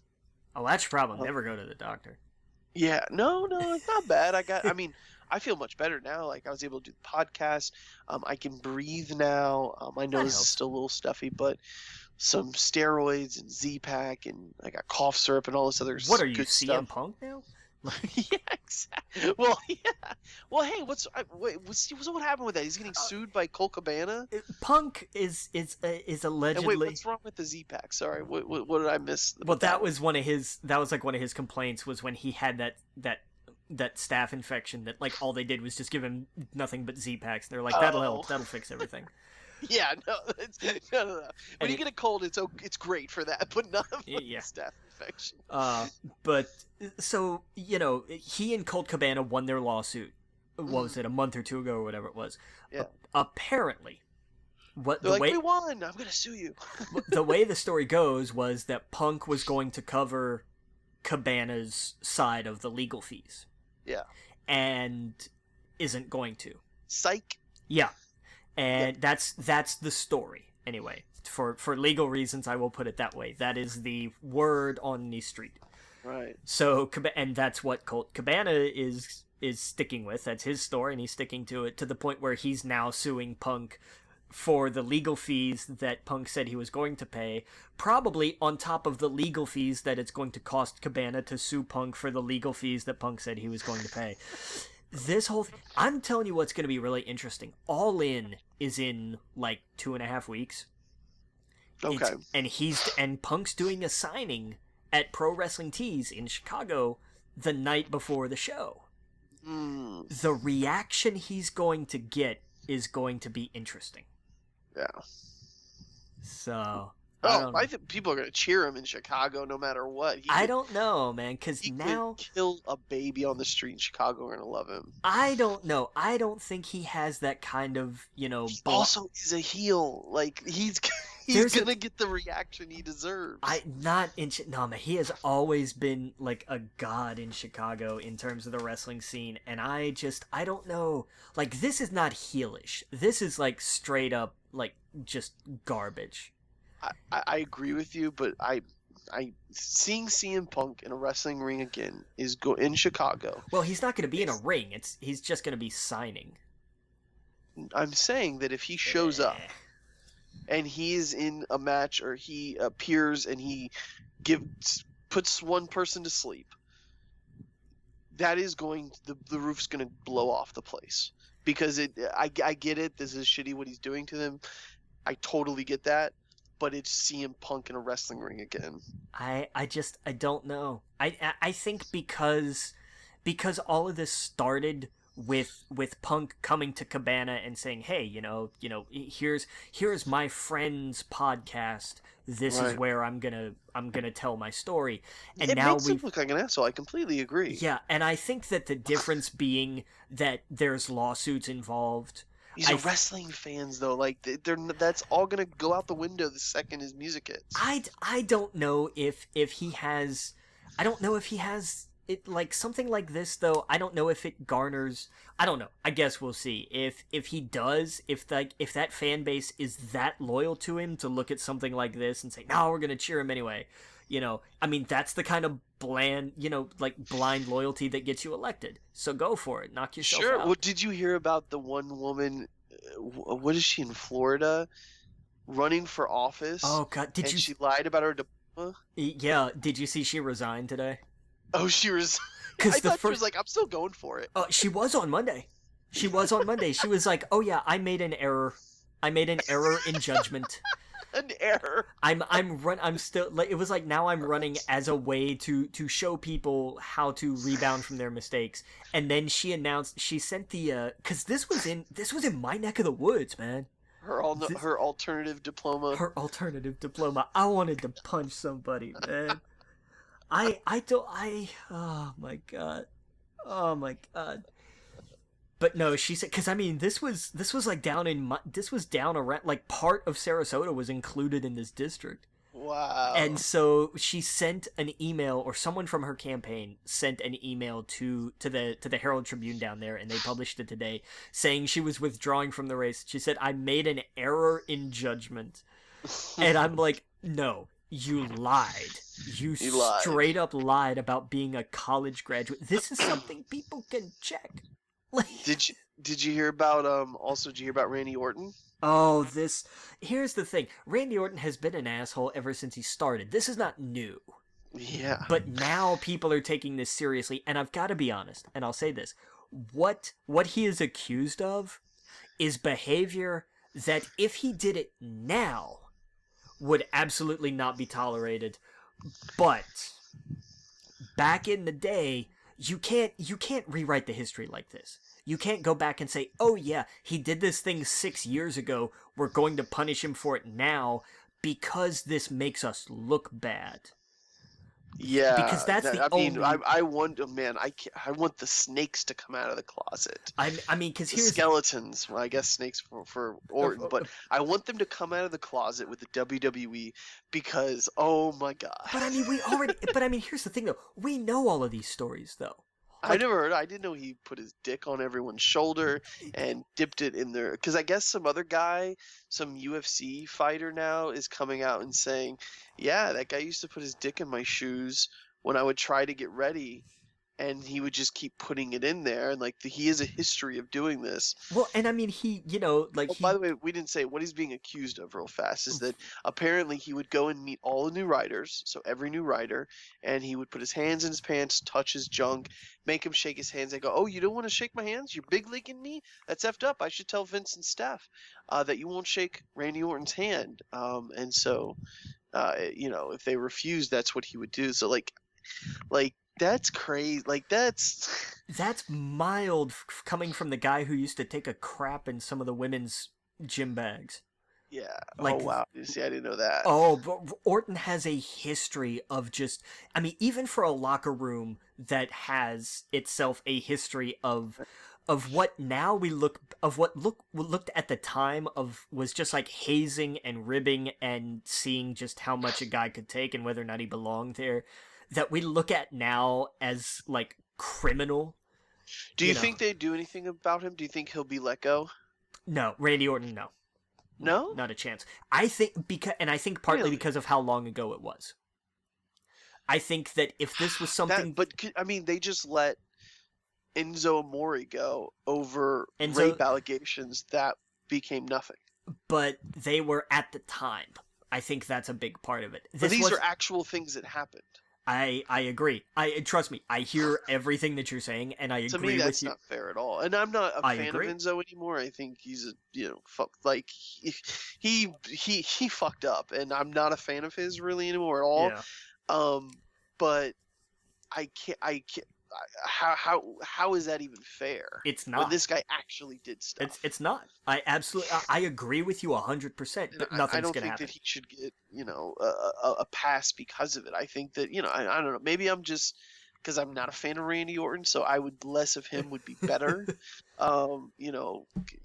Let other people, get a spotlight. Yeah.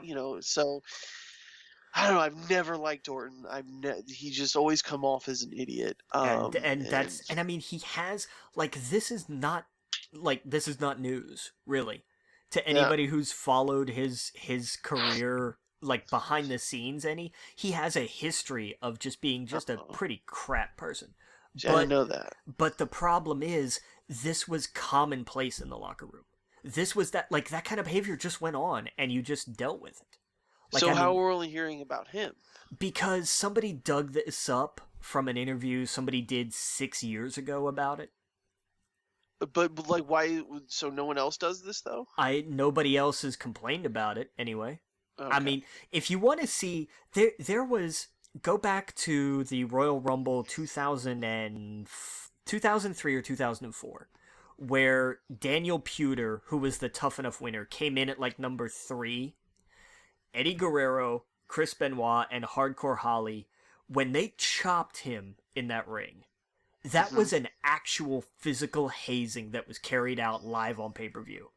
That was a welcome to the company, how tough are you, hazing.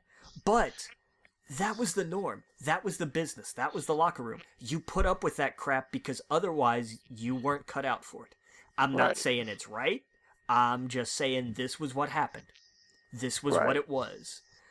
And But to me, that's a little bit different. Like, getting hit in the ring is one thing, but when you but start messing with your dick and stuff like that, to me, that's a little bit different. To a writer, that, not even another wrestler. I agree. I agree. Listen, To me, that's another level, because it's like, imagine that's your sister or your mother. Like, for him to do something like that, yeah. that's not like, if that was Stephanie, he did that too, he would be fired. Well, Period. if he Yeah. was stupid enough to do something like that, I think they But wouldn't find the body. right, Like that's what I mean. Like, I don't think that it should. Well, it's just hazing, and that's how it was. I get that for the other wrestlers. I don't know. In my own head, that's how I think of it. It's like, okay, these guys are wrestlers. They know what they're getting into, and if they get hard punched, hard slapped, and like that, to me, I give that a pass. Well, But and I mean, JBL, like Edge tells a story of, has famously told a story about how one day in the shower, like JBL came up behind him and like squeezed his ass. yeah, he needs a. JBL is gone, right? He's dead, right? Like, he's no longer with the company. Pretty much, but I mean, that's my thing is He like, should have been gone a long time ago. agreed. But I mean, this is the thing that I'm saying, like, and I agree. I agree 100%. I'm just saying these are just the stories that we hear about. That's the other thing. Like, this stuff happens in there all the time. It doesn't make it right. I'm firmly on the side of this is wrong, but Right. I'm saying this is just what we know about. I imagine if we heard every story, we would be horrified. Well, I saw that Randy Orton had a tweet from a long time ago. He talked about, he's like, John Cena's a stand-up guy. Nothing can phase him. Yeah. Like, that one time I put my dick on, or you could put a dick on his shoulder, and he would just look at you like, okay, what are you doing? And then at the end of it, he's like, that actually happened. So, like, he's even talked about this. Yeah, because that's something that in that mindset, Yeah. you just look at and you're like, that's funny. And it's like, Right. yeah, but like, is it really? Right. And they get away with that. The reason he got in trouble, the reason he got in trouble for his behavior backstage was when he was harassing what at the time were called the Divas. Like, that was when he got in trouble. Was when he was messing with that. Yeah. See, to me, it's just, I don't know. In my head, it's so different when it's other wrestlers than when it is, I guess, a diva or the writers, or it's just someone that's not in that. Agreed. Yeah. It is a weird, like, when you step into that locker room, you know you're gonna have to put up with a lot of crap. But Right. by the same token, there are some times where you should be allowed, like, and here's the thing: you're never going to change that atmosphere. It's not. Yeah. It is a toxic masculine cyclone of, if you can't handle this, you're not a real man and you need to get From what out. I understand, like, maybe it's just talking, but I do remember, oh, my mind just went blank. Oh my God. What's his face? Austin Creed.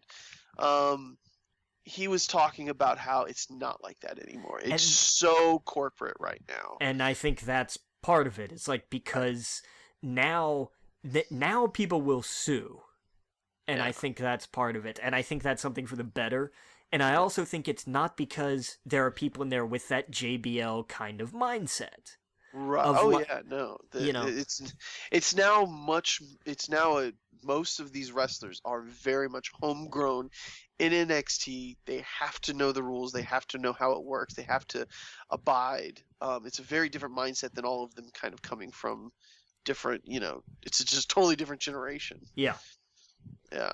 So I hope it's changed. I imagine that it's changed a And do we lot. have SummerSlam coming up? Sunday, yeah. Oh hell yeah! And I'm, not really excited for it. Like I'm excited for a couple of things, but not most of the show. Yeah, whatever happens, I hope we get rid of Brock Lesnar. Man, I'm just at the point where I want that to be done. yeah. I hope we walk away with Braun Strowman as the champ, but who knows if they have Kevin Owens beat him, that's gonna really piss me off. Yeah, that's something that's gonna make a lot. Well, and here's the thing, And I though. think they would do that just to piss people off. I think they would. But here's the thing. There's an argument to be made, and it's a fairly compelling argument that Braun is that character that kind of transcends the title. Where Yes, but I hate that. I know. I agree. Because it does hold prestige, and I hate that he's gotten so above it that he doesn't need it, but he fucking deserves it. I agree. I absolutely agree with you. But I think they're going to look at that mindset and say, well, Braun doesn't really need the title. He doesn't need the briefcase. They're going to wait until he's injured, and then he's going to fucking go down the route of the Big Show. Yeah. And I hate that. Yeah. His time is now. I don't mean to say it like that, but his time is now for real. Like, you're not wrong. Like, don't fucking waste it. Don't, because that's what's going to happen. They're going to waste it. Think about how many people we've gotten in the last few years who deserved a shot. They could have that championship could have jumped from person to person. The Universal Champion or made some interesting matches, but it's literally been on a dude that's just not there. Yeah, it's totally turned me against it. I've not watched, the WWE since I can't tell you. And I've watched a match every now and then. I watched the last pay-per-view. But I mean, like Raw and stuff, I haven't. NXT is worth a watch. NXT is just killing it. Like, oh yeah, I'm really excited about Takeover. It Yes. sucks that Aleister Black got hurt because that three-way would have been amazing. But Gargano and Ciampa doing it again, I'm Yes. there for totally. Velveteen, look, man, I will say this forever. I was so wrong about the Velveteen Dream. He is just ridiculous. It's amazing how good he is. He and EC3 are going to be great. Yep. Adam Cole and Ricochet is going to be great. Yes. I'm just like, there is nothing on that card I'm not excited for. And it's 5 matches, and they all are going to be fucking amazing. Yes. Yeah. So that's going to be great. SummerSlam, I posed this to you. And this only works in a universe where Roman Reigns versus Brock Lesnar is not the actual main event.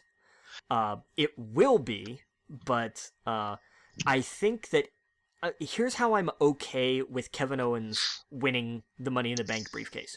Oh no. Kevin Owens wins his match, gets the Money in the Bank briefcase. He does it through some kind of shenanigans. He doesn't actually. He doesn't actually beat Braun because that's what I'm afraid of. Yeah. It's all been leading up to him getting away with it because of shenanigans. Yes. Almost every time I see him, there's shenanigans, and he's gotten embarrassed for months now. I know he's gonna get it. That's the thing. They've been leading to that. So they're gonna do that, and Kevin Owens, who is not stupid, is going to look at the Universal title match, which Roman Reigns has to win. I know we said this at WrestleMania, but by God, now, this is done now. This is over. This has to be finished. Yeah. Roman Reigns wins, and nothing happens. The WWE title match, AJ Styles beats Samoa Joe, retains his title. Joe is angry and beats the hell out of him and chokes him out. Cue Kevin Owens. And here's your new WWE champion, Kevin Owens. Yeah. I would be okay with that just because that swerve would be tremendous. And then it leads to Roman Reigns and Braun Strowman. Yes. That gets Kevin and the whole Money in the Bank thing out of the way. It puts them on SmackDown. Yeah. And that starts... Because imagine the matches that AJ Styles and Kevin Owens would have. Oh, yeah. That's a feud I want to see. I think you're right. I think that's exactly how it's going to pan out. But it's going to suck to see Braun lose that because... but who knows? Maybe he'll beat Roman in a few months. I'll tell you what, though. I would love to see Braun just get so mad that every once in a while he just shows up on SmackDown and tears up the backstage. or something. Right. I would love that because that's more of that character of like, go ahead. You want to tell him to stop? Go ahead. Send everybody. Send an entire arena full of people after him and tell me if that slows him down.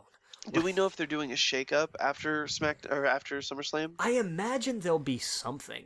I don't think Yeah. there's going to be like an actual like wholesale shakeup, but we're going to have some call-ups. We're going to have a little shuffling, I think, and I think this might start it. I think they should be doing that after SummerSlam and after WrestleMania. Like always, there should be a because it's kind of like the start of the new. Because it's if this is good, I know NXT will be good. NXT is always good. Yeah.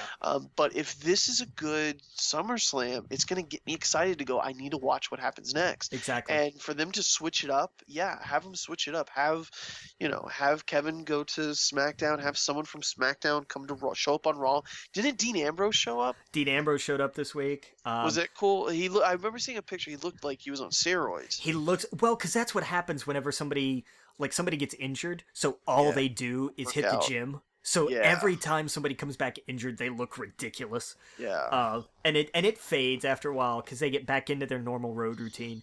But for that first little bit, they always look jacked. It's funny to me. But I like the new look. I like that they've trimmed his hair and everything. Like he looks like a proper lunatic.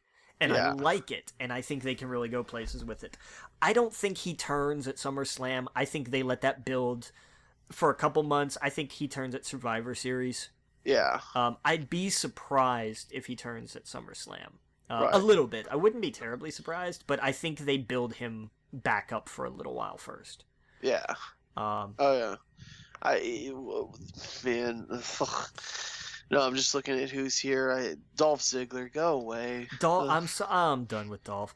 I really love his whole shtick of where were you people during the tough times? Well, Dolph, during the tough times, you whined about your contract and left for 3 months, and then came back number 30 in the Royal Rumble and got thrown out almost immediately. So shut up. Yeah. Yeah, exactly. It's just he's just a whiny little crybaby anymore. If they have him turn on this one, I could see Seth winning and then Dean turning on him.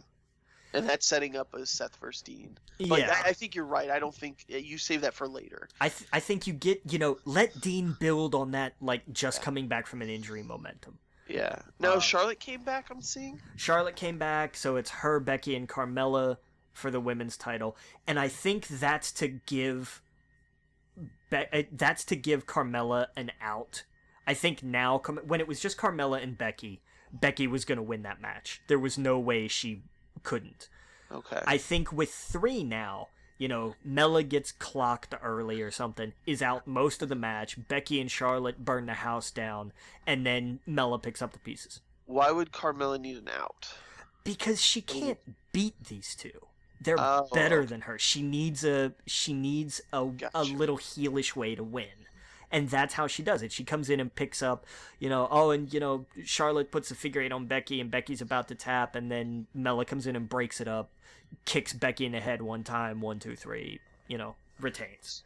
So Ronda's beating Alexa, I imagine. Man, I hope so. Unless there's some kind of, again, the only way Alexa wins is shenanigans. But I love Alexa though. I do too. But I mean, Ronda is too big and too legitimately tough to just have Alexa straight up win. I could see after the shakeup, Alexa go to SmackDown and get her title back. Be all right with that. Yeah, then have her go against Charlotte. That would be a great. That's a good feud. I like that. Yeah, good feud. We were talking to the Samoa Joe and AJ Styles. AJ wins, and then and Braun cashes it. Braun. I would Kevin Owens cashes. Kevin Owens, yeah. I would love to see that because I think that's something people wouldn't be expecting. Oh yeah, Finn versus Baron Corbin. Come on. That's a match that's just kind of like Finn. We need these people to do something. So there you go. Daniel Bryan and Miz are going to be good. That's going to be a great match. I'm sad that's not going to be at WrestleMania because of how long it's been building. But there's some contract. Yeah, they want to get it out of the way before they know they don't have Daniel Bryan anymore. Exactly. Yeah. What about the B team versus the Revival?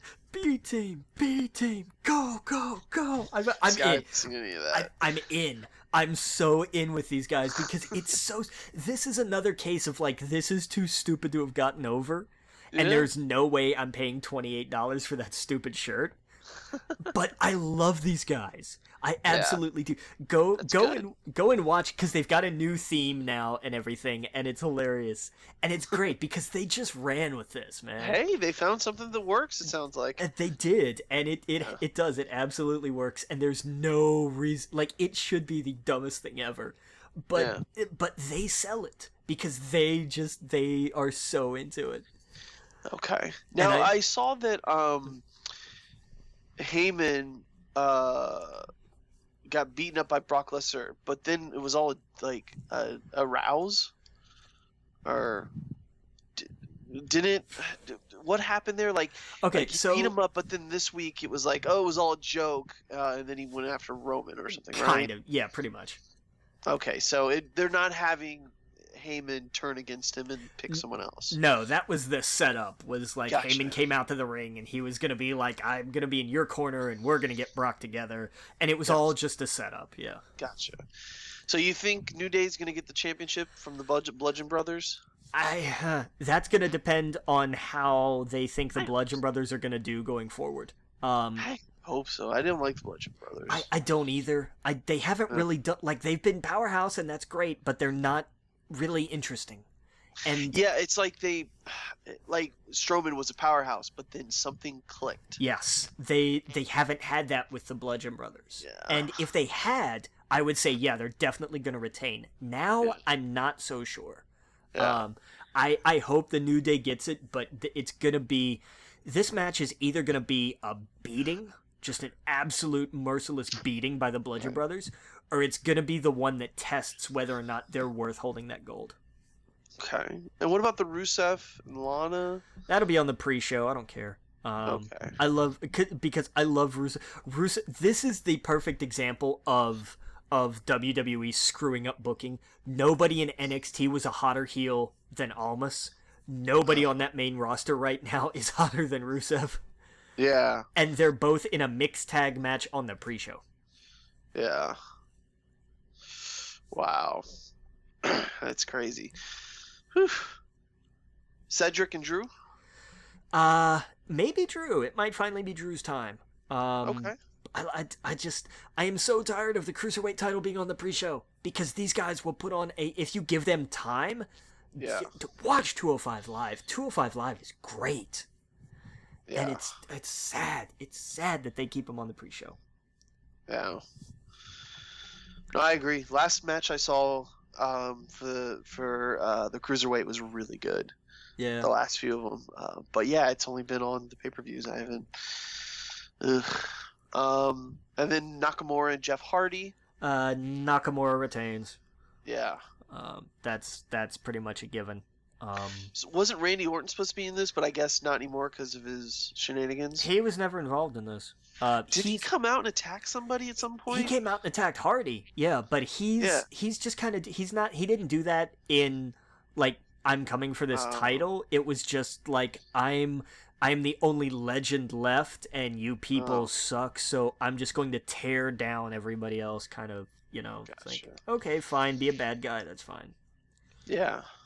Yeah, this is all kind of underwhelming, so man, hopefully at the end of this we'll come out the other end good. I hate every time I look at a card like this and I have to say, boy, I hope at the end of all of this we see Roman Reigns holding the Universal Championship. You're right, because oh man, that's gonna suck. But at least then it'll give people a chance. It'll give them something to chase for. And we're gonna hate Roman, but the alternative the alternative is that Lesnar keeps the title and he's never around for anybody to chase. And if I have to hear one more promo about, Brock Lesnar's never here, we get it. Yeah. We get it. This is not news. It's like people who, when they step to John Cena, say, well, part-timer. It's like, hey, I remember when that was something that was said 5 years ago. Yeah. Like, just get over it already. Find something new. And Roman, I don't know. Roman's mic work has gotten better. he's still not interesting, and I still don't care. Well, this is what Vince wanted. He wanted you to be so sick of Brock Lesnar that you would cheer for Roman. Yeah, but people still aren't gonna cheer. Like Roman's gonna win, and the crowd, like the people who are still who didn't want this to happen. Woo! Oh. Yeah, they're gonna look and they're gonna go, okay, well that's over with. Right. Now give it to Braun. Yeah. That's oh man, I don't know. I want that's the only thing. Like I wouldn't mind KO winning the briefcase, cashing in on AJ, and then having Braun and Roman, because they had a hell of a feud last year. Yep. Like they tore it up, or this year, or whenever, because time is a flat circle that I can't understand. But yeah. I get my dates so blurred. They had a great feud, and I think they could do it again. But yeah. I don't know, man. I don't know. Yeah. Well, man, we've been going for a while, so we got a good chunk in here. But we'll be back next week. And again, make sure you come to our Facebook group, We Geek Podcast. Make sure you check us out. I'll go to our Twitter at We Geek Podcast, at the Logan Witt, at Adam Estep. Make sure you get us download us up from, if you're not, we are on Apple Podcasts. We're on the Android ones as well. Make sure you go to our YouTube, We Geek Podcast. We put that up every week. And yeah, hopefully by next week who knows, I might see Ant-Man. Hopefully. God willing, there's one showing left. Because it is getting down to the wire where it's like, oh shit, yeah, I don't have all day I can see it. I have like 3 showings. So, I need to go see it while my movie pass is still alive.